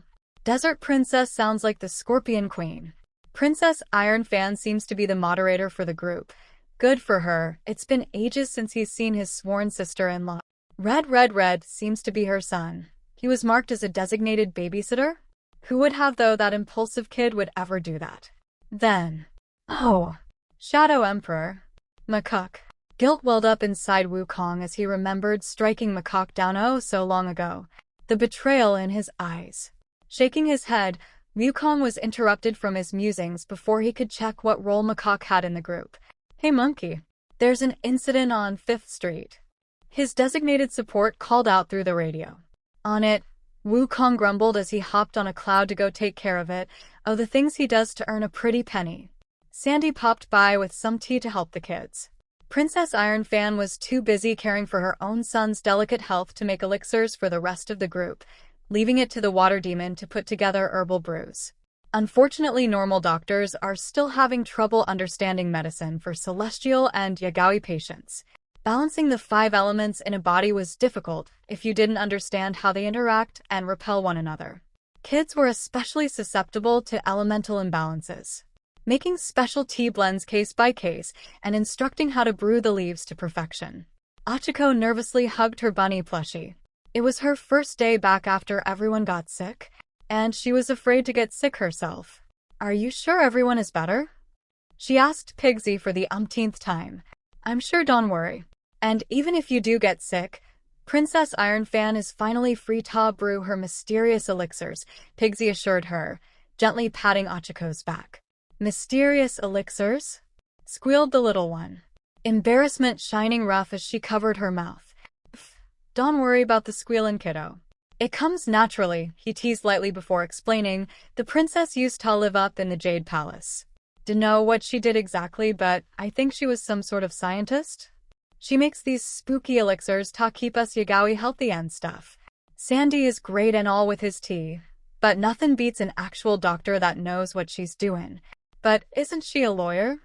𝗎𝗂 asked, confused. Princess. Iron Fan appeared silently behind 𝗎𝗂 and leaned down. When you live as long as I have, you oft grow bored of merely knowing 1 or 2 things. 𝗎𝗂 squealed again, hitting the tall woman with her plush bunny, only for the Princess Iron Fan to pop and fizzle away, revealing it was one of Macaque's shadow puppets instead of the real deal. Said real deal was standing a bit further away with a bag of groceries in her arms. Next to her was a cackling Macaque. I must hand it to you. Your impressions are getting better, she admitted, looking to Macaque. Oh hell's bells a bunny. She hit you with a bunny. Cackled the monkey, nearly falling over from laughter. What did I say about scaring my kid with your stupid shadows? Raged Pigsy as he threw a frying pan squarely at Macaque's face, only for that too to pop. Another macaque rising up out of Pigsy's shadow silently. Boo! He whispered into the pig's ear before vanishing back into the shadows. Pigsy squealed in alarm, jumping in the air a bit before growling and turning around to try to find where the monkey had gone off to. Don't bother.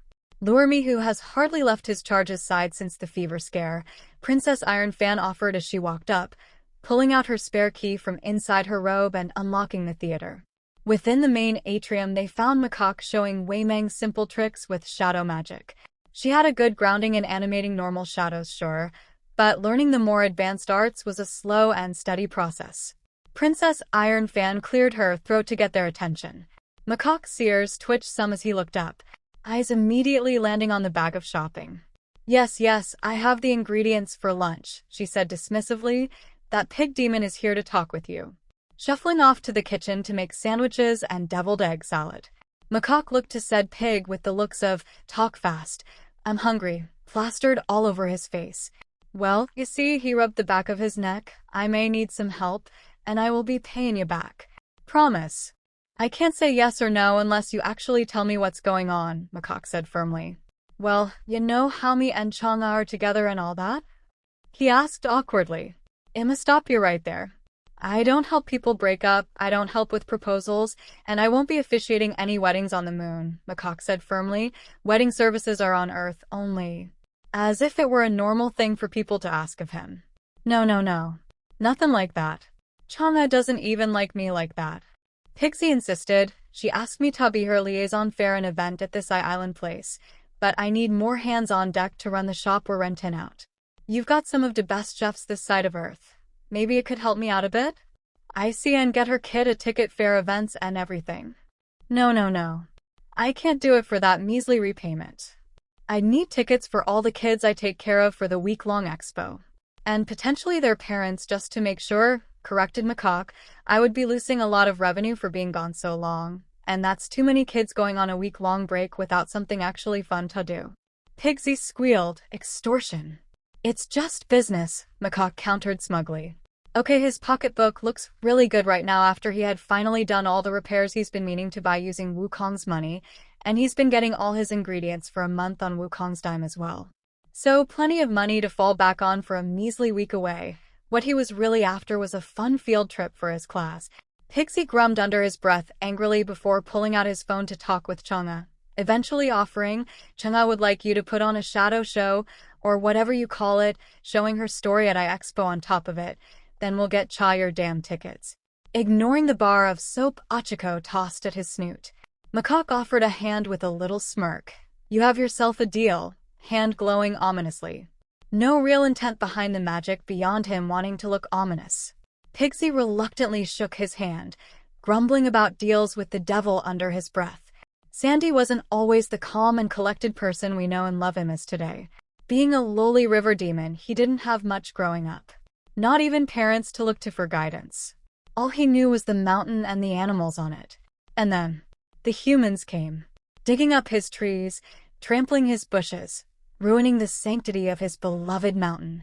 Rage filled him, and for months he terrorized any mortal that dared to come onto his mountain. And then, she showed up. A young student of heroism on her first internship. She was the most beautiful thing Sandy had ever seen. That was until her pheromones filled the air. Sandy would like to say he fought valiantly, but that would be a lie. She easily knocked him out. When he later awoke, he was in a rather cozy-looking hotel room. That woman sitting on the couch arguing with someone on the phone.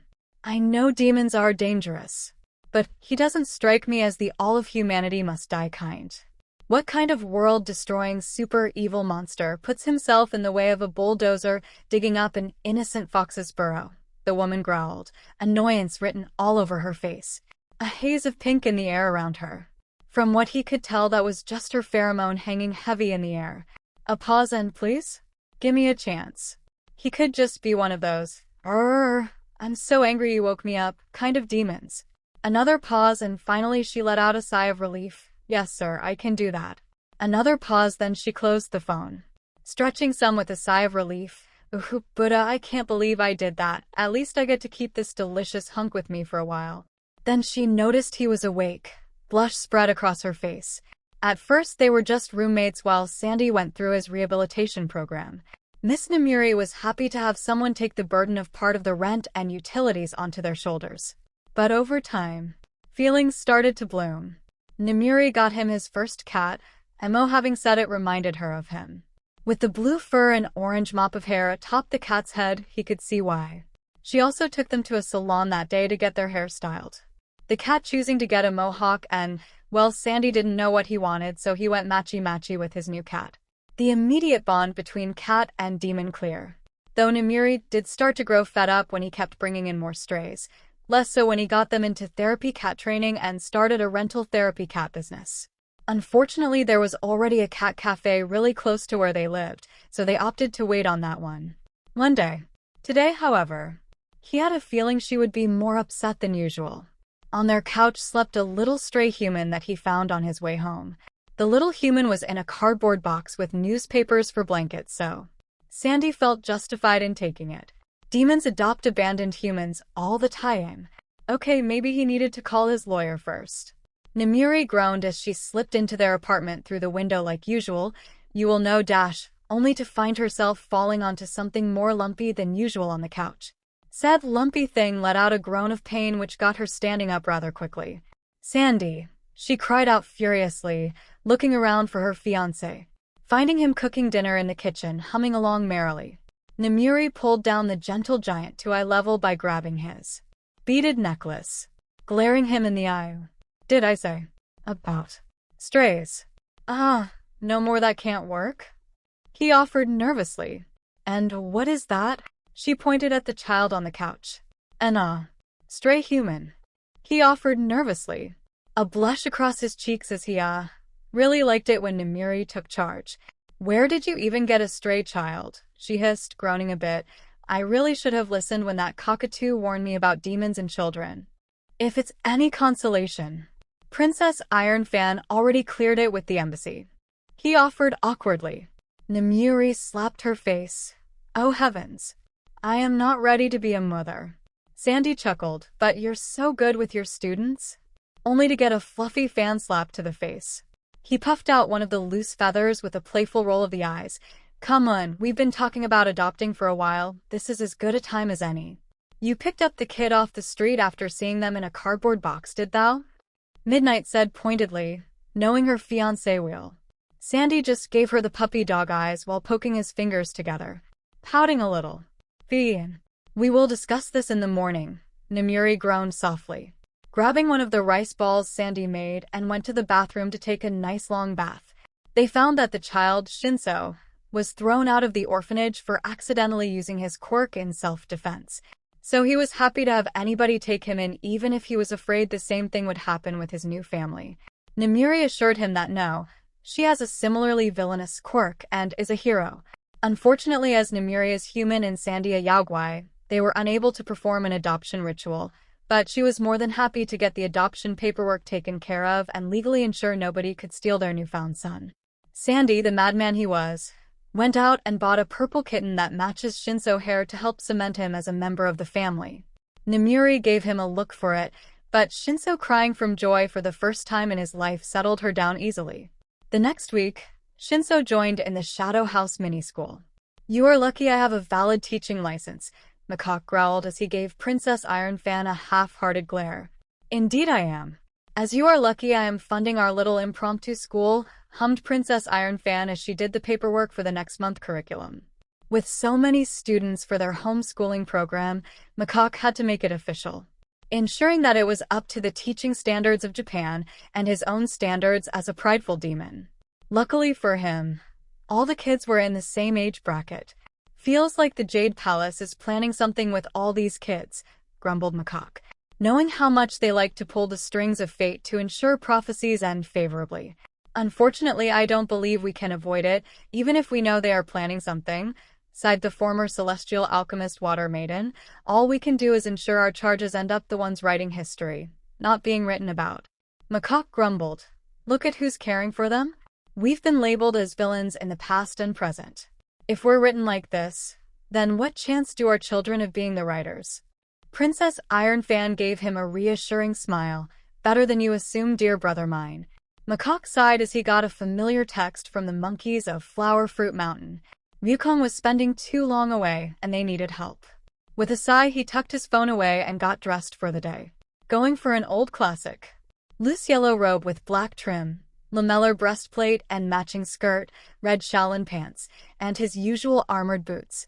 Glancing at the box in his closet where a familiar red scarf lay, and turned his back on it like every morning for the past century. Was he ready to show the old mountain to his kid? Pinging the group chat with a poll so he won't have to decide himself. Downstairs, he found Wei-Ming already sitting on the couch with her tablet watching the news. See anything interesting? He asked idly, carefully grooming her hair of fleas and ticks like every morning. There's a new hero debuting today. They looks like they're going for rescue heroing, she hummed, chittering happily as she leaned into the grooming. Oh, Macaque hummed, happy to encourage her analytical skills.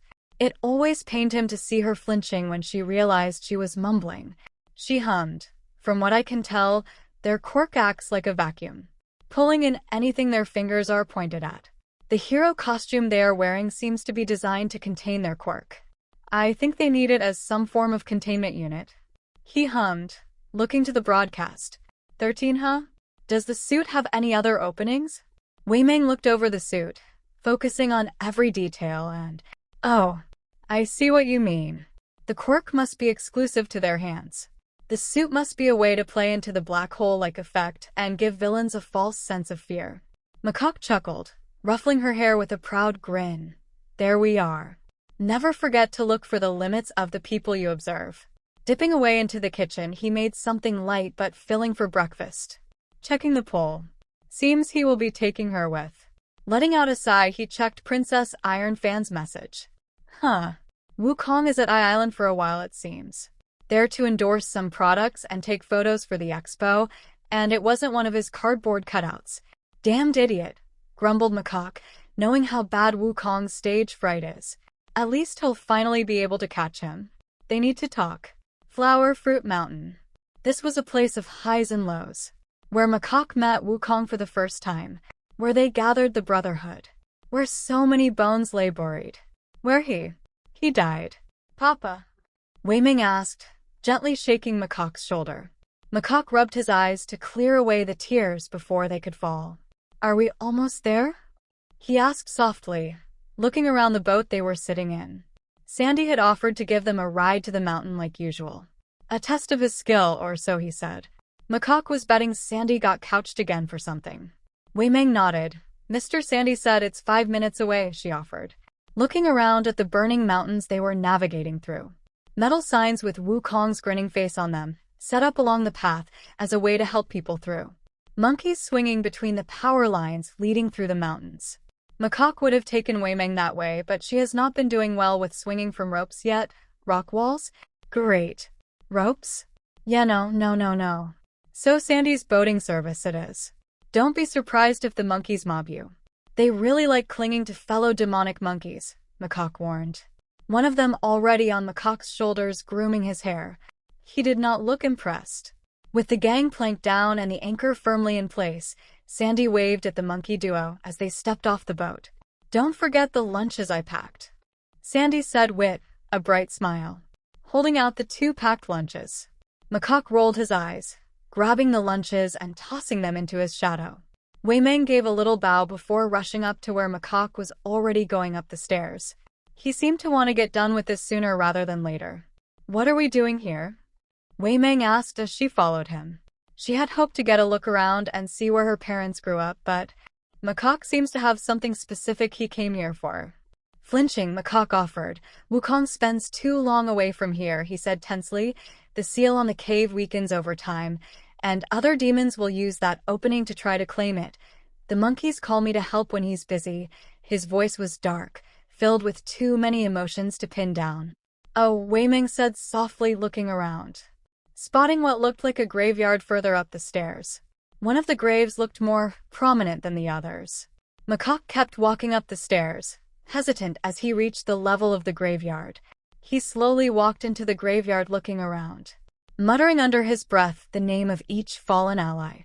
When he noticed a marker's name rubbed away too much from weather and time, he used a claw to carve it back onto the stone. Eyes hazy as he seemed lost in the old memories.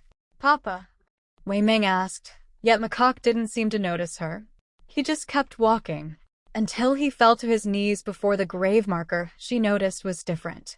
This one was much newer than the rest, seeming to have been replaced semi-recently. The old stone version cracked and laying to the side, while the marble marker stood proudly. The weathering far less pronounced on this one. Macaque glared at the gravestone, bristling, tail lashing side to side, pulling out a spiked cudgel from his shadow to smash it to pieces. Frustration clear in how tense his body was. The way his ears went down and brow raised. Tail curled up and no longer swaying. He fell to his knees, trembling once the grave marker was in pieces. "Your bones aren't buried here," he muttered as he hugged himself. As if trying to convince himself more than anything, glamour falling, revealing the scarred half-dead monkey for what he truly was. Wei Ming stood back, having never seen her papa acting like this, never seen him lose his composure so completely, taking a few steps back slowly before going up the stairs, giving him privacy, hoping he'll feel better with some time alone. Briefly remembering the way her former mother would be left trembling before that picture on the mantel. A picture Izuku had found out was just a newspaper clipping of a men's tuxedo ad. Shaking her head firmly, "She's no longer my mom," she muttered softly. "Papa Macaque is my papa, and his ex-son Wukong is my dad." Firmly trying to push aside those troublesome memories. This is Flower Fruit Mountain, birthplace of her dad, and home to the demon monkeys. Papa mentioned something about coming here every so often because of some sort of seal. Muttering softly to herself while fiddling with a long chain of beads wrapped around her wrist, counting each bead one by one to help settle her mind.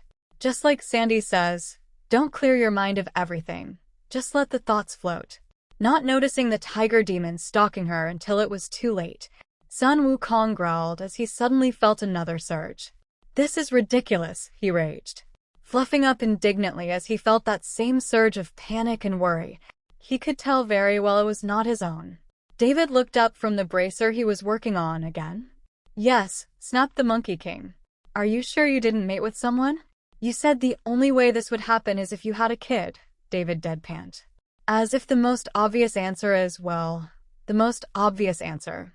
"Because I haven't," he growled, scratching his forearms to have anything to do with his hands. "I haven't done that since I became a monk." "And how long do stone monkeys incubate for?" David asked pointedly. Wukong froze. "How long do stone monkeys incubate for? How long do shadow monkeys incubate for? How long was he a stone egg for?" I don't," he muttered softly. David set his tools down and turned to look at Wukong.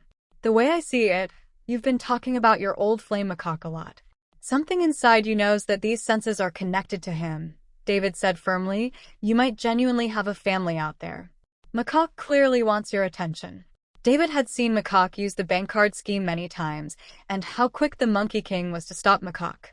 This time, though, for some reason Wukong was just being a complete idiot about it. Wukong groaned, dramatically flopping onto a cloud that appeared as he was dramatically flopping. "Macaque is such a moody guy, though. He's probably just wanting another fight," Wukong reasoned, tail curling and uncurling. "You are as dense as Toshi," David grumbled bitterly, wondering if he could get the two to finally confront each other. It was clear there was some sort of trauma that's keeping them apart, but the way Wukong always talks about Macaque, clearly a pair of axes. Parted on bad terms somehow. "I resent that," squeaked Wukong, bristling indignantly. "That sure is far worse than me." "You're just proving my point," David said pointedly. Wukong just squeaked indignantly as he thrashed on his cloud. No real heat in it, just thrashing. Eventually just going limp with a grumble. "If Macaque wants to see me, he can find me easily," he finally grumbled out, floating around the lab lazily. Macaque didn't know how long he had gone numb for this time, slow to come to as he looked at the destroyed grave marker. Who set that up? He didn't get too much time to contemplate before he heard a terrified scream further up the mountain. Without thinking about it, he ran up the steps. Before him was a sight he never wanted to see. Wei-Ming hiding in the roots of a tree. So small as she hid from a ferocious tiger demon. The tiger biting and clawing at the roots of the tree.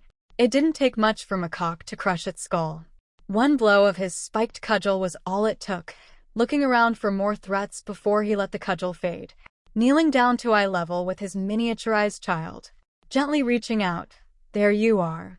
Did it hurt you? Wei-Ming hesitated, afraid there would be more monsters to attack. Looking over her, Macaque noticed there was large slashes against her back, clearly from the claws of the tiger demon. We need to get that looked at, he muttered as he gently scooped her off the root. Walking up the mountain with her closely cradled, leaving her inside Wukong's house to rest and recover on the couch. He had to wait to attend to pest control, as Wei-Ming didn't want him to leave until she was asleep, tightly clinging to him until she finally fell into the embrace of dreams. Island, the land of inventors and innovation. This year's expo was dedicated to the myths of yore, making things people bought only exist in pre-Quark stories a reality in the modern day, both for the betterment of common-day society and for the support of heroes. 𝗵𝗃𝗁 grunted in annoyance as he looked around the restaurant 𝗓𝗏 rented for them. Everything about it felt too much. Too bright, too compact, too large, too futuristic. Is this to your satisfaction, sir? The security guard who was assigned to take them to the restaurant. Don't you have anything more traditional? Grumbled 𝗵𝗃𝗁, uncomfortable in such a modern setting. This is the only restaurant we have available for you, the security guard said resolutely. Macaque sighed, drawing closer as he asked, Can we decorate how we want then? Confused, the security guard offered, I don't see why not. Shoo. We have much to do, Macaque purred, an eerie grin on his face. 𝗵𝗏𝗄, I do tea like that look on your face, 𝗵𝗃𝗁 said dubiously. Oh, don't you worry. I'll add it to your tab, Macaque purred as he dipped into a shadow, soon pulling out arms full of supplies. Taking all the furniture in the restaurant, then putting out rugs. Setting up tea house-themed furniture. Scrolls on the walls depicting many myths of China. Hanging a projector from the ceiling and pointing it at the lone section of wall without any decorations. 𝗵𝗃𝗁 just stood back, wondering where the hell that monkey got all this. It's better not to ask such questions, cooed Princess Iron Fan as she stood beside 𝗵𝗃𝗁. Celestial monkeys are a great mystery none can answer. The pig squealed, startled by the sudden appearance of the regent. She used a fan to hide her amusement. No, you didn't say it aloud. And no, I cannot hear your thoughts. You are far too easy to read, dear pig demon. Red Sun looked over the gathered children he was charged with looking after. Like usual, his mother voluntold him to look after the Haifeng students. Macaque's little spawn Wei-Ming and a shadow clone macaque formed into a small monkey. 𝗵𝗃𝗁's little moon child 𝗬𝗏𝗄, with her usual rabbit plushie in arms. The desert princess 𝐒𝐻𝐁𝐵, wearing a leashed backpack he had the other end of the leash to. Sandy's foundling Shinso, and his kitten Machi. Well, we could be worse off. At least none of the other yaoi tried to con us into letting them join this little field trip. The way he said the last two words made it sound like a foreign concept to the prince. Are you sure you don't want to go with your parents, little cat boy? He asked, looking to Shinso. Of the parents who actually chose to come, only the scorpion princess decided to remain at home. So Red Sun was fully in charge of keeping an eye on 𝗬𝗁. I don't want cameras, so many flashing, Shinso muttered, trying to use as few words as possible. A habit his parents were trying to break him of, but, well, trauma takes time to overcome, especially something so ingrained. Machi slapped him in the face with their tail, mewling indignantly as the feline groomed themselves. If only he had another designated adult to handle this. Splitting apart into two groups would be so much more efficient. And Sandy is too busy as well? Red Boy asked with a raised brow. Shinso didn't say a word, just pointed to where Sandy was wading through a mob of paparazzi with his fiancé on his shoulder. Said fiancé was dressed in her hero costume and posing for better pictures. Fair. He is large enough to make for an adequate mount, Red Boy acknowledged. That Ninjen was rather resourceful, it seems. Sun Wukong felt another pulse, yet this one didn't feel bad like the others had been. It felt like recognition. Macaque is here, he said, eyes wide. Yet, Why did it feel like there was two celestial monkeys nearby? Was Baboon or Gibbon reincarnated again? I told you Macaque wants to find you, teased David. Having already pulled up security cameras to find out where the celestial moniker is at. Wasn't that the restaurant they were renting out to the Moon Princess? Did the monkey know her? How do you know 𝗓𝗏? David muttered softly. That celestial being was one of the biggest backers of 𝐼𝐺𝐺. Research into getting to the back moon efficiently was the only thing she wanted in exchange. 𝗓𝗏? The moon lady? Wukong asked with a raised brow. I mean, I like her brand of peach sweets, but I've never met the lady. Why do you ask? Apparently Macaque is helping her brand, 𝗬𝗏 said with a shrug. Way odd. Wukong rushed over and leaned over David's shoulder to get a good look at the video. In it, he saw Macaque setting up a traditional little restaurant. Scrolls of a familiar tale on the walls. I didn't know he had my merch, Wukong said softly. Not the detail he focused on most, but trying to save face. Macaque had a glamour on, obviously. Yet, even still, he looks healthy. Some things you just can't keep a consistent glamour of. Macaque looked like he was eating well, especially with how soft and lustrous his fur looked. Those muscles from maintaining his training. A genuine smile on his face while he worked. Lua? Wukong asked, gently touching the screen, flinching as he remembered that day. Go to him, David flicked Wukong's snoot. You want that ass? Go get it. You always tell me to take what I want, so why aren't you following your own damned advice? Giving him a look of betrayal, Wukong whined. I can't tap that ass though, even if I were to go to him. I can't give him what he wants. So what? Love is worth the pain. Don't preach something that you can't follow. David glanced to a picture on his desk. Within was a smiling family consisting of David, his daughter Melissa, and his late wife. Love is worth the pain. Even if parting hurts. The memories you shared make it all worth it. Maybe, Wukong said softly, leaving the lab to go have a look around. A quick glamour to look human like usual in public. Wei-Ming was lost. I was so very lost. They started in the food court. Papa is in the shop. But their little group was trying to get to the exhibit hall. But so many people around. Too tight. So many sounds. Hey, you doing all right there, bud? She heard. Turning, she saw a man that was a little on the short side. A little over 5 feet tall, but not by much. He had short, fluffy brownish gold hair. Prominent, fluffy sideburns curled around his face. Gold on orange gold eyes. An obvious Monkey King merch jacket and slacks. Red shoes and a thick red scarf. An easy smile on his face. Hey kiddo. Never seen an monkey heteromorph round here. Visiting for the expo. I'm a yaoi, not a heteromorph, Wei-Ming corrected. Who are you? A yaoi? He hadn't seen many of those around here, and that face, she looks like, yaoi, huh? Are you from what was it? Black Wind Alley? He asked, scratching his cheek.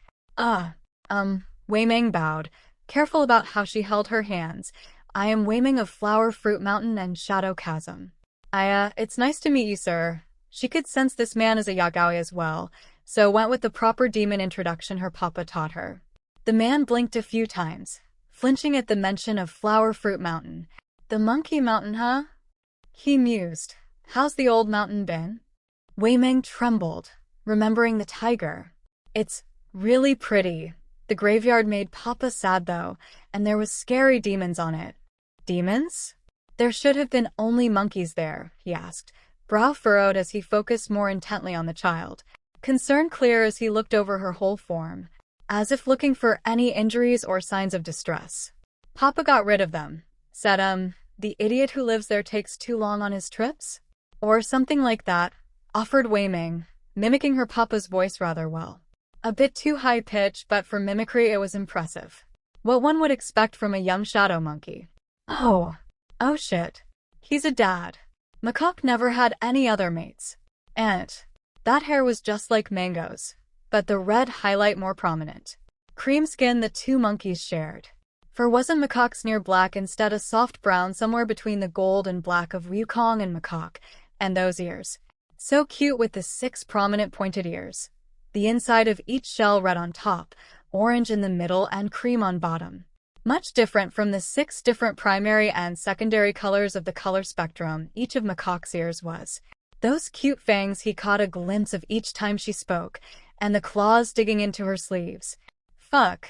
Was that why Macaque has been trying to get his attention? Their egg hatched. Oh, Buddha the Jade Emperor is going to be so 𝗵𝗃𝗃 Mr. Wei-Ming asked of him, tilting her head to the side, breaking the monkey from his downward spiral of thought.